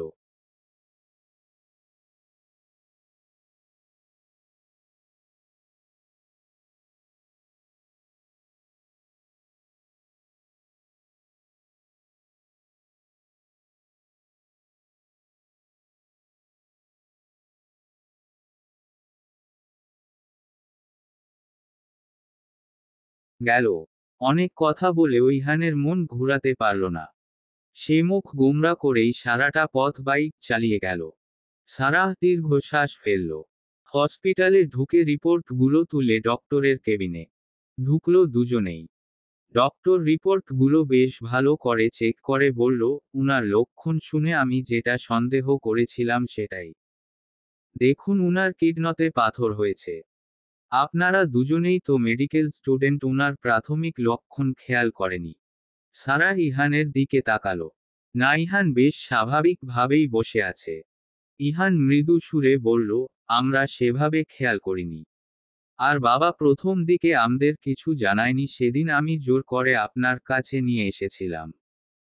ডক্টর রিপোর্টগুলো আবারে নাড়তে নাড়তে বলল, দেখুন, কিডনি তে পাথর হলে পিঠের দিক এবং পাঁজরের দুপাশে তীব্র ব্যথা হতে পারে। আবার তলপেটে ব্যথা, বমি বমি ভাব। প্রথম দিকে ব্যথা অল্প হলেও অবহেলা করা ঠিক হয়নি। প্রথম থেকেই চিকিৎসকের পরামর্শ নিলে এত সমস্যা হতো না। ব্যথা বেশি দিন ফেলে রাখলে শরীরের অন্দরে জটিলতা বাড়তে পারে। আপনারা বিকালের মধ্যে তাকে নিয়ে আসুন, অপারেশন ব্যবস্থা করাতে হবে। যদিও আমি থাকতে পারবো না, কিন্তু ভালো ডক্টর আছেন। আর কোনো সমস্যা হলে আমাকে জানাবেন। সারাহ ইহান উঠে দাঁড়ালো, বলল, ঠিক আছে স্যার, আসছি। মহুয়া বেগম প্রথমে শুনে কান্নাকাটি করলেও সারাহ তাকে সামলে নিল। কোনো প্রকার ঝামেলা ছাড়াই ভালোভাবেই ইসমাইল হোসেনের অপারেশনটা হয়ে গেল। তবে আপাতত তাকে কয়েকদিন হসপিটালেই থাকতে বলা হলো। বিআইয়ের অসুস্থতার কথা শুনে পরের দিন সপরিবারে হাজির হলেন সুলতান মাহমুদ। পরিবারকে কাছে পেয়ে ভীষণ খুশি হলো সারা। দুদিন তাদের কাছে থেকে বাড়ির রাস্তা ধরলেন সারার বাবা। মোটামুটি সুস্থ দেখেই ডক্টর ইসমাইল হোসেনকে রিলিজ করে দিলেন। আসলে হসপিটালের পরিবেশে তিনি থাকতে পারছিলেন না। ডক্টরকে জানালে তিনি চেক আপ করে দেখলেন তেমন সমস্যা নেই, তাই ছেড়ে দিলেন। 5 দিন পরে বাড়ি ফিরে সবাই শান্তির নিঃশ্বাস ফেলল। আসলে বাড়ির মতো শান্তি কোথাও নেই। ইদানিং সারার মেজাজ সারাক্ষণ খিটখিটে থাকে। ইহানের কোনো স্বাভাবিক কথাও স্বাভাবিকভাবে নিতে পারে না। প্রচণ্ড রেগে যায়। ইহান প্রথম প্রথম ভাবল হয়তো ঘুম কম আর খাওয়া দাওয়া ঠিক মতো না হওয়ার কারণে এমন হচ্ছে। কিন্তু কোনোভাবেই তাকে ঠিক মতো খাওয়াতে পারছে না। খাওয়ার কথা বললেও রেগে যায়। ইহান পড়েছে মহাজালায়। ইহান বাজারে গিয়েছিল, সবেই বাজার থেকে ফিরে রুমে আসলো। সারা অহেতুক বিরক্ত করতে লাগলো তাকে। ইহান প্রথমে ভালোভাবেই বলল আজ রাতে একটা ঘুমের ওষুধ খেয়ে নিতে। কিন্তু সে কথা শুনে সারাহ রেগে গেল। তর্কাতর্কি করতে করতে এক পর্যায়ে দুজনের ঝগড়া লেগে যায়। ইহান অত্যধিক পরিমাণে রেগে গেল। হুট করে খাটের পাশে থাকা ফুলদানিটা তুলে আছাড় মারল। সারাহ ভীষণ ভয় পেয়ে গেল। শরীর কাঁপছে, তার বুকের মধ্যে ধুকপুক করে উঠল। এই 1 বছরে ইহানকে এত রাগতে সে দেখেনি। হুট করে কি হলো? কি এমন বলেছে সেই, যার জন্য এত রাগতে হবে? সারাহ অশ্রুসিক্ত নয়নে তাকিয়ে বলল, তুমি এটা কেন ভেঙে ফেললে? ইহান চেঁচিয়ে বলল, আমার ইচ্ছা হয়েছে, আমি ভেঙেছি, তোমার কোনো সমস্যা? তুমি আমার সাথে এভাবে কেন কথা বলছো? কারণ আমি ভালো করে কথা বলতে পারি না শান্তি। ইহান, ভালো লাগছে না, এখন যাও। সারাহ চোখ থেকে টপ টপ করে পানি পড়তে লাগলো। হাত দিয়ে চোখ মুছতে মুছতে অভিমানী সুরে বলল, এখন তো আমি পুরান হয়ে গেছি, এখন তো আর আমাকে ভালো লাগবেই না। ইহানের রাগটা আরো বেড়ে গেল। একে তো ক্লাসের চাপ, আবার বাবা এখনো পুরোপুরি সুস্থ হয়নি। বাবার কাজগুলো এখন তাকেই করতে হয়। তাছাড়া পরিবার সবার দায়িত্ব নিতে হবে, বাবা আর কতদিন করবে সেই চিন্তা। সব মিলিয়ে নিজেই খুব আপসেট ছিল।